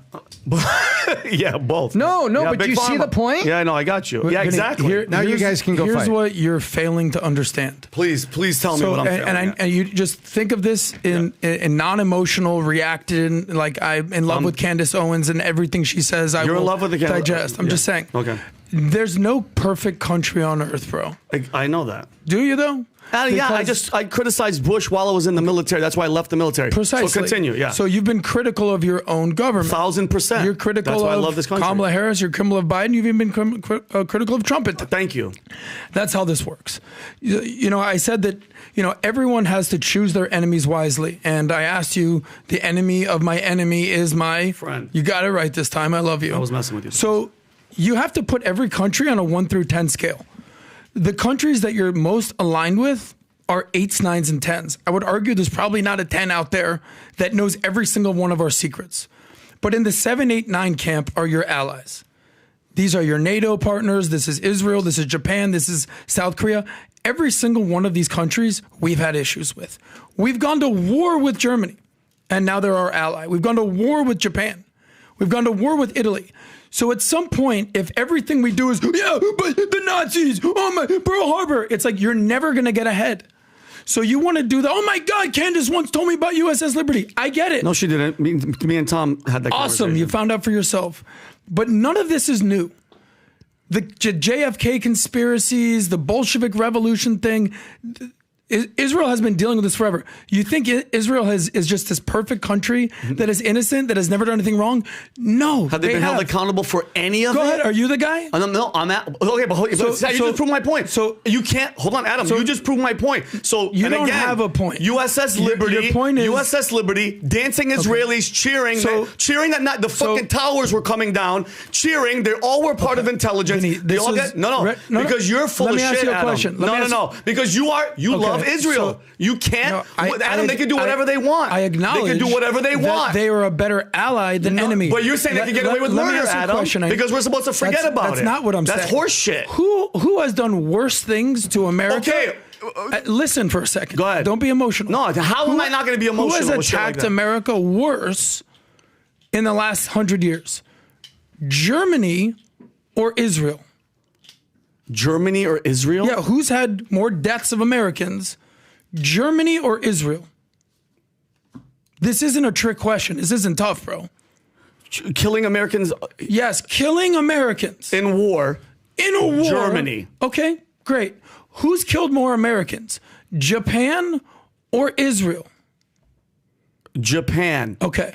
So why aren't you yelling and bitching about Japan or Germany? Because they're not our freaking Because why? Because why? Because their prime minister doesn't come to Congress and everybody stands up and worships him like he's Jesus Christ. Oh, that's because they know why? who the guy in charge is, Adam. Well, no. They're not our. Hold on. Are they bigger allies? Do we give them as much money as we give to Israel? And they can do whatever they want. And you're failing to go back to what I said about Candace. You're not an anti-Semite. You don't hate Jews because you're criticizing Israel. And I get it. The Muslim world in Europe is doing what they're doing. I get it. But with zero accountability, that means, Adam, in 100 years from now, we're going to go, well, guess what? They did it, and who cares? Because they're our allies, so they can get away with murder. So there's dozens of wars going on all around the world. Yes. Why aren't you talking about who's the war the closest ally? Syria, Because Adam, my Yemen, tax dollars are going to what's happening over there in Gaza, Adam. And if you've been keeping toll of the death count of children and everything, that sits on my mind. Because at what point is that going to stop? So when is that going to end? What other wars? And by the way, again, wait, let me guess. Because I said that, I support Hamas and I hate Jews. Is that what it is? I don't want to see any deaths of anybody. Come on, man. But the numbers are staggering in the other way. When is that going to stop? Good luck in this position you're taking. Because all you're doing is aligning yourself with Iran. Oh, here it is. See, and that's it. Because you always have to have take a side. Adam, how about this? America, I don't know how hard this is to understand. I am us first. I don't give a shit about Bibi Netanyahu. I don't give a shit about Germany. I don't care about France. I don't care about anybody but the United States of America first. Once we're secure, then we can go talk to other people. Then, Vinny, unfortunately, you're a child. Okay, because Adam, every grown-up country has allies. I never said allies. Adam, once you served in the military, then you could talk all this shit you want to me about being a child. So, how do you process this exchange? Let me just say one thing. How do you process this? Give me a second, Adam. How do you process this exchange? What, going back and forth? Between Adam and Vinny. How do you process it? Vinny is taking a very passionate America First position, which I share. And Vinny is asking for accountability for modern day things that are, when I say modern day, things that are happening right now, things that are going on right now. And I thought it was a little disingenuous for Adam to kind of go back. Well, let's go back to 100 years. Who's killed more? Well, let's go back 200 years and let's make the Brits the ones, right? You go back to Revolutionary War, which I think is a little ridiculous. Honestly, you have to look at life as it is. What is going on right now? And what he's asking for accountability. Has anybody held Israel accountable? He's asking a question. And while he's putting it on top of, I can be America first and be very passionately America first and also recognize Israel as a question friend. For you. Why hasn't Israel been held accountable? I think that,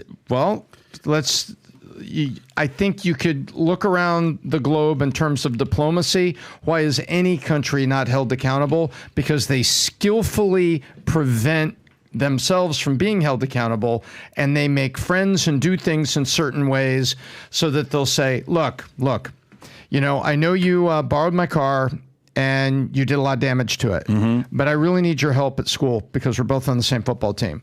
I'm going to overlook the car. and we got to be teammates over here.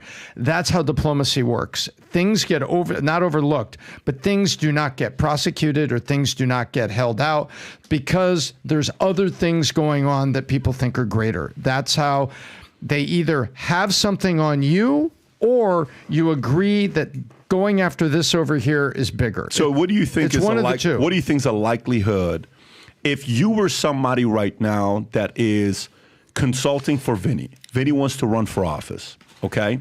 And he wants to win.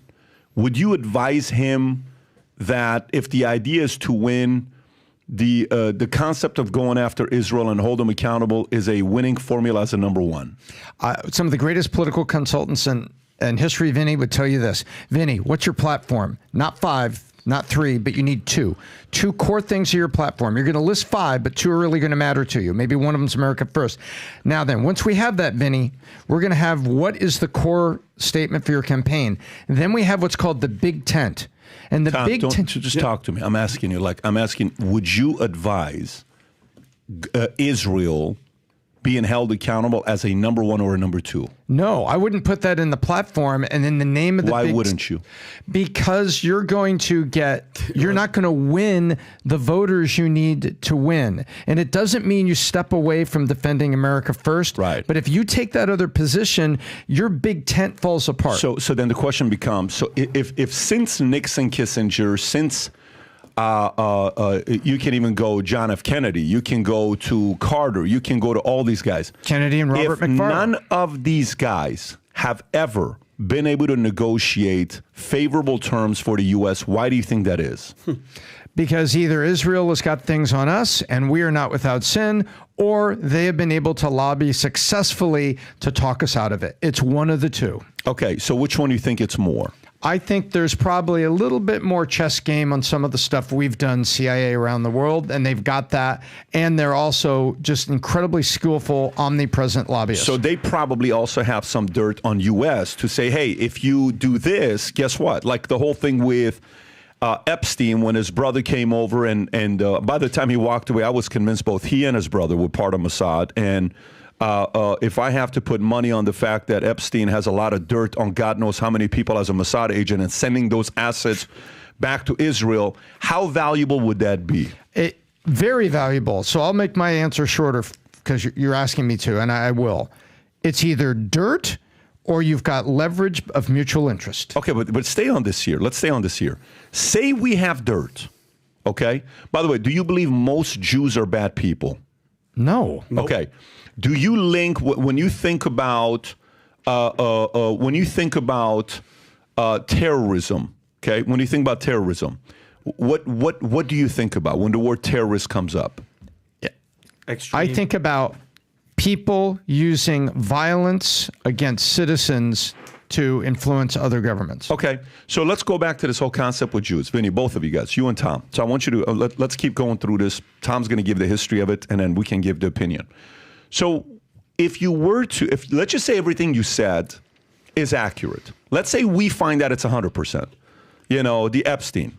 We can say right now 70% it happened. Let's say it's 100%. Let's say we get intel from somebody on the inside that's a diehard fan of the podcast, and he sends us an email and says, no, guys, this is not a maybe. This is 100%, okay? That's what Mossad does. That's what Israel does. That's when Netanyahu came, the standing ovation for him was bigger than anybody in the history of American politics that got up in front of the stage. And by the way, the standing ovation was bigger than Zelensky when he came here and gave a talk. A lot of people boycotted Zelensky. Right. So Netanyahu. So if all of that is true, how do you fight against it? How do I fight against the guy that's got 1% more dirt on me so that he gets what he wants and we're neutral? You're an outsider. You're a journalist. You're a podcaster. You're an influencer. How do you fight against it if that's what they've done? If that's what they've done, and that's the intel that they have on so many powerful people in Pennsylvania, in D.C., in our Congress, if they have that kind of power against many billionaires, many people at the top that are on the Forbes 400 list of wealth, how do you fight against it? There's one way, and that way is not a short-term way, because you got all these people are compromised, right, and they're standing there. And yeah. you can't just erase them. You have to go start a program to get more dirt on the other guy, or your guys, you have to clean up what you're doing. And it takes a long time. But you're talking about decades of dirt on hundreds of people. That's exactly right. How do you fight? So, for example, Dave I got to have dirt on you so that neutralizes it. Say, listen, you may, okay, you're going to bring that up? Yeah. I'm going to bring these 5 up. Now it's a tie game. Which way are we going here? Yeah. That's where you have to go. I get that. But I listened to Dave, and he's very eloquent on the way he gives his argument, right? You go through some of these guys when you're listening to their arguments. Dave who? Dave Smith. How do you go against that? The decades of intel by Mossad, bless you, the decades of collaboration between CIA and Mossad. How do you go against that? It's very, very difficult. It's like looking at the pharma lobby and saying that you have got decades now of legislation and a entrenched corrupt system of donations for campaigns. And it's like in the U.S., oh, it'll be easy. We'll just do like New Zealand does, and we'll... By the way, what's weird is, here's what's weird. The fact that this conversation's being had, I love the fact that the debate's being had and the conversation's being had, because it's educating a lot of people concerning... Rob, can you pull up Bassem Youssef? Bassem Youssef, Vinny, you showed... this is his last tweet before he got... yesterday, he was his account was suspended off of Twitter, and this was it. He said... Anti-Semitism was an accusation that used to freeze the blood on people's veins. I see many people now realizing that how this fear tactic is used to shut down conversations and scare people. It's been overused and abused in order to intimidate people. Are you still scared to be called an anti-Semite by those Zionists? Vote and tell me in the comments, no, I don't give a shit anymore, or yes, I'm still scared. Do you think that's... I don't know if this was it, but that was the last thing that he tweeted, the last thing that he posted. His account got suspended. Meanwhile, I mean, Candace was on... Did Musk comment on the fact that account got suspended? I don't know, but I know it was taken down. Okay. So that's nothing wild that's to what be I'm taken saying. down. And he didn't say anything to be taken down. 0, which is weird. Yeah. Well, I mean, listen, Bassem's been going around for a while, and if there's anybody that the anti-Israel community that is really calling out what they've done should be very supportive of, it should be Elon Musk. Because if there's no Elon Musk, you ain't having this conversation, by the way. Ever. No, you're not having this conversation. Adam. Can I just say one thing? You can pull up the tweet by Candace Owens' father-in-law, just to kind of give some context. His name is Lord Michael Farmer. Very interesting what he had to say about this. Everything that he's basically been sort of diagnosing with whatever Candace is doing. It's while you find that. So the reality is this, you asked, is what you can criticize Israel without being anti-Semitic. Okay, cool. So you not agree with that? You said that sarcastically. But that's not actually what happens. Yes, it is exactly what happened. What did you say about Michael Farmer? Okay, what did he say? What you want to tell us? This is Candace Owens' father-in-law. If you can punch in a little bit, in view of public comments from a very high-profile member of my family, a.k.a. Candace, I want to put my own views on anti-Semitism and Israel's current military campaign in Gaza on public record. Again, this is her father-in-law. Do you have the full scope of it? A recent letter from international military leaders said that the Israeli Defense Forces were acting in a high accountable way in an extremely complex and difficult environment. Is that the one you're talking about? We cannot forget that they have been forced to prosecute this war. As a teenager growing up in the wake of World War II, I became very aware of the cruelty melted out before and during that conflict against Jewish people. Because they were Jewish, I found it impossible to comprehend how humans could intentionally be as cruel as possible to others. While the general opinion in Britain was that would never happen here, even though I thought, really? It seemed it could happen anywhere. Such sadism lay dominant in the hearts of everyone. And he goes on to basically lay his case as why, as a young man, he started basically thinking a certain way. I often experienced kindness and thoughtfulness from Jewish friends, and at the time, I had a few close relationships. I became a Christian in my mid-30s and became aware of the latent rebellion in my own heart against my Creator.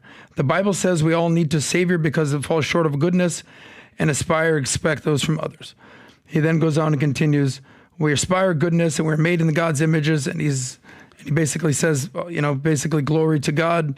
I recently visited Israel and a member of the UK Israel support group that I'm very aware of the human heart that has one group and acts with an aggressor who needs to be rebelled, which he's talking about Hamas, which he basically labels a death cult. Israel is a rare example of a democracy in the Middle East, a liberal state governed by the rule of law.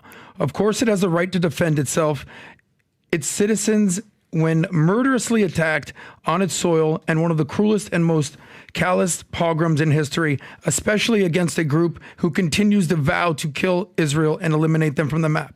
We cannot forget the large number of innocent hostages that were taken. Many of them have died, and many of them are still missing. Israel faces an existential threat as Hamas, the terrorist organization, he stated their intentions to destroy Israel. So this is Candace Owens' father. So it seems to me that Thanksgiving dinner, if they have one this year, is going to be a little awkward. But I actually have hope for Candace. I think there's nothing that can't be undone. So, you ask, you can criticize Israel without being anti-Semitic. Okay, I'm with you on that. I criticize George W. Bush. I criticize Kamala. I get it. But what happens is you go from being anti-Israel, and there's a slippery slope, bro. All of a sudden you end up being anti-Zionist, and then you end up being anti-Jewish, and then you end up being like, well, let's kill the Jews. And that's how you end up with Dan Bilzerian basically saying, yeah, they bring nothing to the table. They're a pariah. We should eliminate them. That's not exactly being critical of Bibi Netanyahu, who, by the way, speaking of critical of Bibi Netanyahu, we talked about this the other day, his approval ratings in Israel are a whopping 32%. So you can be critical of the government all you want. No problem. I do that all the time. Good. Yeah. But, you're basically saying, well, Candace is criticizing the government, and there it is, 32%. But she's not criticizing Jews. All right. What's this story? What's this? She declared, I want to be clear. If anything happens to me, blame the Zionists. Like the 1,000% blame the Zionists, making it clear. So what does that mean? If she got murdered, if she died today, who do you think killed her? Okay, a random act of violence? But she didn't die today. I'm just saying, she's just saying if anything, because people were messaging her saying, yo, you better be careful because people like you that are saying the shit that you're saying get killed. Yeah. That's what she's saying. So Adam, that slippery slope from criticizing Israel's government, I don't know how that I would never that slope to get to I hate Jews. You wouldn't. No, but Dan Bilzerian did. I don't think Dan Bilzerian hates Jews. I think Dan Bilzerian doesn't like Israel. You must have not seen. What were the exact words he said about Israel, Pat? I don't want to put words in his mouth. Israel is not a Jewish person. He doesn't like Israel. Okay. Israel, like Adam, that's like saying I don't like America. Does that mean the world's a better place without Israel on the map? Okay, as a country, but does that mean he hates Jewish people? So what does that mean? What happens to Israel? What happens to the 10 million people that are living in Israel that when they're eliminated? He didn't say kill them. What do you think happens to these people? Off the map. Take them off the map. Is the world a better place? Okay, meaning for you, I'm asking you. Do you think the world's a better place without Israel on the map? I mean, at this point, no. We have to have them there at this point. At what point would it be good? I'm just saying, from when was the Balfour Declaration? When was Israel created? 1948. Well, the Balfour Declaration was after World War I in 1917, and then Israel was given a state in 1948. By the way, when Israel became a state, you think they just started handing out flowers and bouquets to everyone around? They've been to war with all their Middle Eastern allies. Here's something you need to consider. I said you have allies, you have partnerships, you have trade agreements, you have alliances. Do you realize how many alliances and trade agreements Israel has basically put together with the Arab world? The UAE, Bahrain, Egypt, Jordan, Sudan, Morocco. So you have countries around the Middle East that at one point were at war with Israel. You're like, look, bro, why are we fighting these guys? Let's actually make peace with these people and let's see what we can do. And there's a lot of people think that the reason that October 7th is happening was because Trump, who started the Abraham Accords, you're a Trump guy, yes? You're America First guy, yes? Mm-hmm. Trump is the one that moved the U.S. Embassy from Tel Aviv to Jerusalem. Yeah. There's a lot of people that think that they were this close to having a deal with Saudi Arabia and MBS, and that all basically spiraled after October 7th. So why would all these Muslim countries who formerly were at war with Israel start alliances with them? Because they recognize one thing. They might not love Israel. They might not love Bibi Netanyahu, but they recognize what you failed to recognize and what a lot of people fail to recognize. Because if you don't make friends with them, that means you're on the side of the Islamic Republic of Iran. And what happens is they recognize that Iran is the biggest threat in the region to the two things that every country wants: peace and prosperity. So if you look at what's happening in Saudi, and they're entering modernity, if you look at what's happening in UAE, if you look what's happening in Qatar, if you look what's happening in Kuwait, all these countries are basically like, yeah, we're done attacking these people. They basically are the same people that realize, you know what, Trump wasn't really the problem. It was actually the deep state. So we're going to align with Trump, even though they thought that Trump was the enemy for years. So you're going to go through pretzels trying to equivocate, well, I can do this or this. All you're going to do is end up in a corner where it's like, do I pick the allies I have problems with? Let me ask, or do I pick the enemies that are literally shouting death to America? Rob, can you It's not going to work. So how do you feel about Trump's recent positioning and alignment with Israel? I think, I don't know. I'm kind of indifferent because it's kind of weird. I just saw the other day, Rob could probably find it. He was speaking somewhere and there was 3 American flags on one side and then 3 Israeli flags on the other side. And I don't know what has happened. Israeli flags? Israeli flags. Yeah. Like 3 and 3. Right. Let's see. And it was kind of, and I have, because by the way, he wasn't doing this in 2016, correct? There was. Press play, Rob. Press play. Teeny little spot compared to these giant land masses. Israel is a tiny little spot compared to these giant land masses. It's really a tiny spot. I actually said, is there any way of getting more? It's so tiny. Israel. Well, can I say something about this? Unless he's speaking in front of AIPAC or in Israel, I'm actually not a fan of this. I'm with you. Because despite all the arguments we've had, I'm an American. I believe in America first. I don't believe in America only, and we can only take care of our homeland. No, we have problems abroad, clearly. But hang on here. So I don't know where the speech was. Tell me where you are with Trump today. I respect the hell out of you, Adam, for saying that. Any United States past, present, anybody speaking should only have the American flag behind you, period. Our church has an Israeli flag in the front. The other day I'm like, wait, what?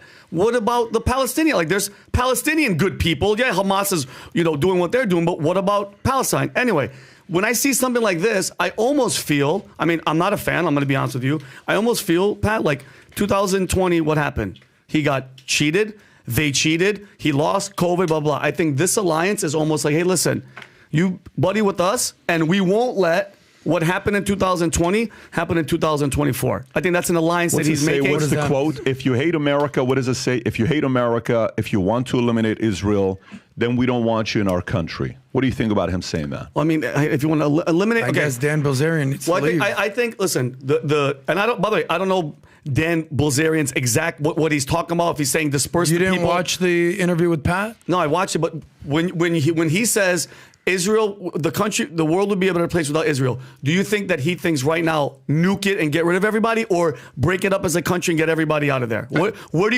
you really think he thinks? Does it even make a difference? Yeah, no, but hold on. Basically, what he's saying is everything that's going on there, this democracy called Israel with all those Jews. We don't even want that on earth anymore. That's how I process it. I don't think he thinks what you're thinking. Well, I'm not a fan of this at all. Why are you apologizing for Dan Bilzerian? No, I'm not apologizing for anybody. He's his own grown man. You could have that conversation with him. What I'm saying is, think he meant? I don't like that he wants to play hide and seek with the Jews. 10 million of them. You think Dan Bilzerian right now with that comment meant go and blow it up and kill all the people that are there, the innocent, everybody, women, everybody? I actually literally think that's what he meant. I don't think so. He said the world would be a better place without Israel. If England didn't give Israel that land, they gave it to him and did what they did to the Palestinians. He's saying the world would be a better place. He's not saying kill them. Okay, he's saying. So if that's the case, I have to just stop you. You're acting like Israel's the biggest problem. I'm not Middle acting. East. No, you're putting words in my mouth. You're acting like that's the reason that Afghanistan, Lebanon, Syria, Yemen, half the countries are falling apart. Going back to my point, why are we talking about Israel? Why is Candace talking about Israel? Why is Israel the big talk of the town for the past, when was October 7th? Since October 7th, that's all people, but that's the main event is that. And why, Adam? And we've asked this. Because anti-Semitic people like them keep talking about Israel. No, ready for this? No, because I've asked this a bunch of times, and Steve Kirby said it. Because remember, 9/11 happened how long ago?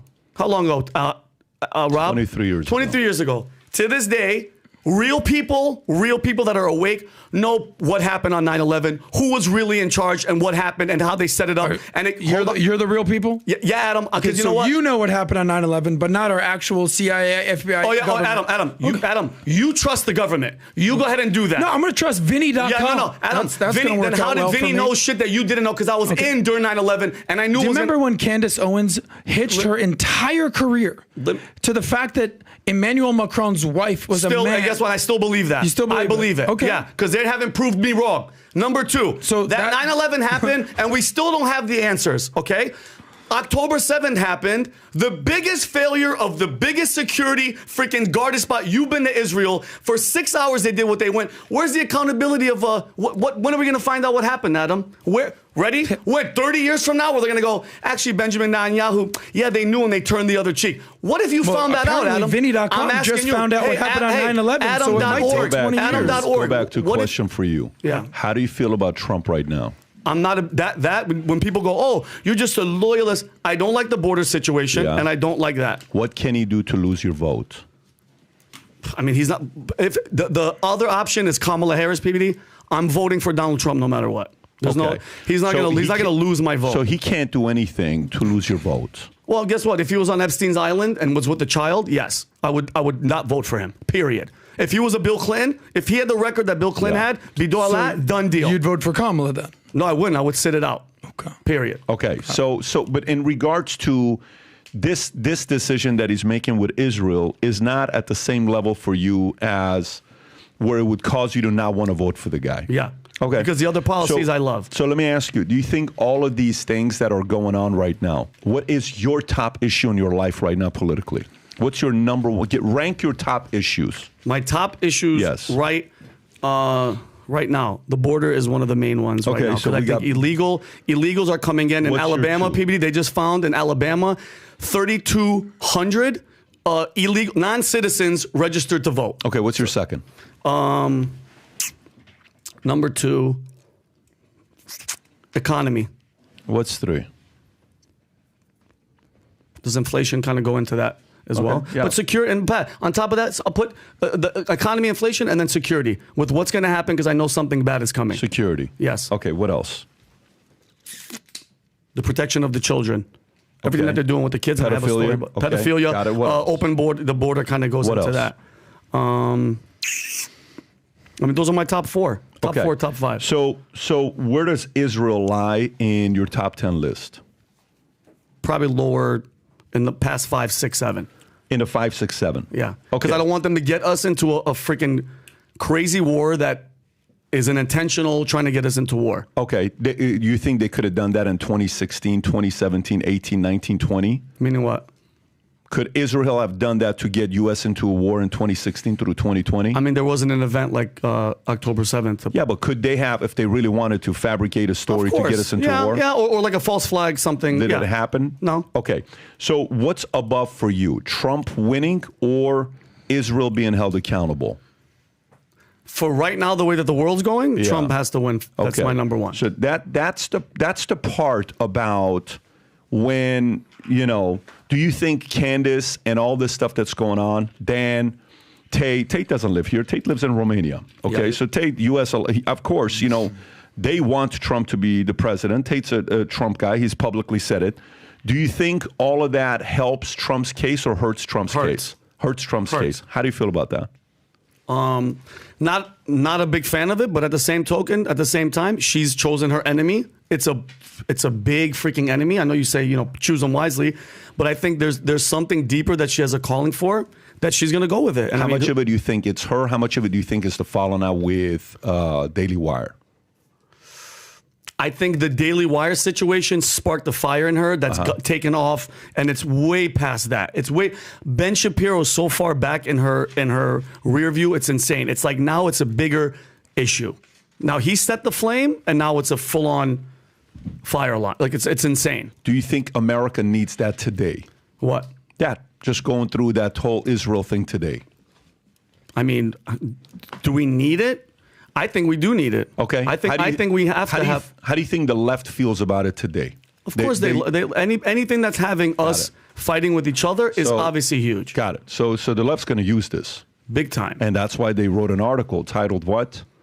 Far-right influencers, talking about guys like you, turn against Trump campaign. And that's a WAPO story. Who does that help? The left, obviously. Who does that hurt?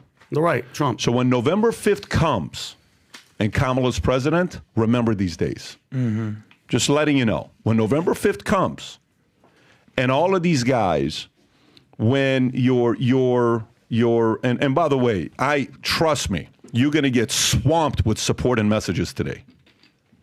You're going to be swamped with messages of support today. Swamped. Vinny, you're the only guy, you're this, and you're that, and you're this, and yeah. Great. When that happens, they're not sitting there matching your number one, which your number one is Trump winning. Mm-hmm. Their number one is their hate and dislike for Israel. That's their number one. You have to kind of pick and choose which one's going to be your number one. If your number one is America first, this isn't America first. That's not an America first position you're making. Everybody has their own individual choices that they make, but your choices will have a direct impact, specifically during a time like this. If you think this is a truly important time, if in the back of your mind you're like, nah, Kamala winning's not that big of a deal, keep doing what you're doing. Light it up. Yep. But if you don't, come November 5th, while we're campaigning, and you sit there like, record's been broken. Officially, first female African-American president. Applaud, because you supported that, right? And in your indirect way, you helped that. That's the part where the left is united, and that's the part where the right is fragmented. Yep. The right is fragmented. And why is the right fragmented? Ego, pride, I'm right, I know what I'm talking about, da-da-da-da, pa-pa-pa-pa, da-da. And by the way, for the audience that watches this, and, PBD podcast, we started this. We're bringing a few different people. So you're going to see the home team, rotating and having different people come here, and we'll do this. And you're going to see a lot more. Like last week, what I was most excited about is the Unusual Suspect with Adam, Tom, and Vinny, which crushed it. Which, by the way, if you guys haven't supported Unusual, Rob, if you can put that up there, go support that podcast, Unusual Suspect. I bought that domain some 6 years ago because I knew one day that Unusual Suspect podcast was going to be a big podcast. Go subscribe to those guys. If you like what just happened right now, go to Unusual Suspect. Rob, put the link below so people can subscribe. They're at 53,000. Let's see if we can put them over 60,000. Rob, can you put that link? Put it in the chat. Thanks, just Brad. do a copy paste, put it below. But here's what you're going to see. We here are comfortable having these conversations. This is a regular day for me. We can have in our board meeting, we'll have conversation. For anybody that's worked with me for as long as they have, they know I'm very comfortable having any kind of conversations. It doesn't matter what it is, we'll have it. But the bigger picture we have to ask ourselves is, some of you are watching this, your number one enemy is Israel. You can't stand Israel. I respect it. Some of you guys are watching this, your number one enemy is Trump. Totally get it. It's your deal. Some of you are watching this, your number one enemy is Kamala. Some of you guys can't stand my position. Some of you guys can't stand the fact that I still have Adam here. Like, I can't believe you haven't fired Adam yet. Why didn't you fire Adam 3 years ago, 4 years ago, 2 years ago? I'm here to announce we're doing it today. No, I'm just kidding with you. But, some of you guys have been waiting for that for a while. But you know what I like? I like the discourse. I like the conversation. But we have to always be reminded, what's your number one? And your decision that you're making in the communities that you're getting linked to, is it helping you advance your number one, or is it hurting you? It's that simple. This business is a very simple game that you're getting into. But where we are right now, I think we're facing a very interesting time politically. Very. Because on one end, guys are sitting there thinking no matter what, the Trump's going to win and it's done and all this other stuff. Nope, it's officially turned. She hasn't even spoken yet, and she's officially the lead dog in Vegas, just so you know that. She hasn't even spoken yet. That conversation hasn't even happened yet. She hasn't even given the speech yet. And you don't even know what other celebrity is going to be speaking the next couple of days. They had Steve Kerr. Who's going to come tomorrow or the next day? We don't know yet. So stay tuned. A lot of weird, interesting things are going to happen. And yes, oh my God, how can you see her winning? There's no way, Pat, all this other stuff. Just wait. You'll see. You'll see what's going to happen next 76 days, which I think is the exact amount of days that are left till that day. But either way, for everybody that watches this and you tolerate our differences or you enjoy our differences and what we're talking about, we appreciate you. I personally appreciate you. If you agreed what Vinny said today, send him a Connect. Go ahead and send him a Connect right there. That's his QR code. If you disagreed with what anybody said here, myself, Adam, Tom, send them a Connect, have a conversation with them. But the best part is start the conversation today. By the way, for some of you that absolutely love or disagree with what Candace Owens is saying, tell me when's the last time in an election where you can actually message a Candace Owens or a Chris Cuomo or a Tulsi Gabbard and have a conversation with them. Right now, you can connect Candace Owens and say, Candace, I'm with you. I'm not with you. I can't believe what they said. I can't believe what that person said. Whatever it is, that's her connect. Go connect Candace right now. Let her know what you think of what she's doing and what she's exposing and what she's talking about, whether you're with her or you're not with her. She will definitely respond back. And Candace actually responds back normally within 24 hours on Connect. She's one of the fastest to get back to people on Connect. Having said that, gang, thank you so much again. Today's what? Today's Tuesday. Today's Tuesday. Tomorrow, 20th. Dominic Tarczynski's podcast will go live first thing in the morning, 9 o'clock, and then we'll do a home team again on Thursday. God bless everybody. Take care. Bye-bye. Bye-bye.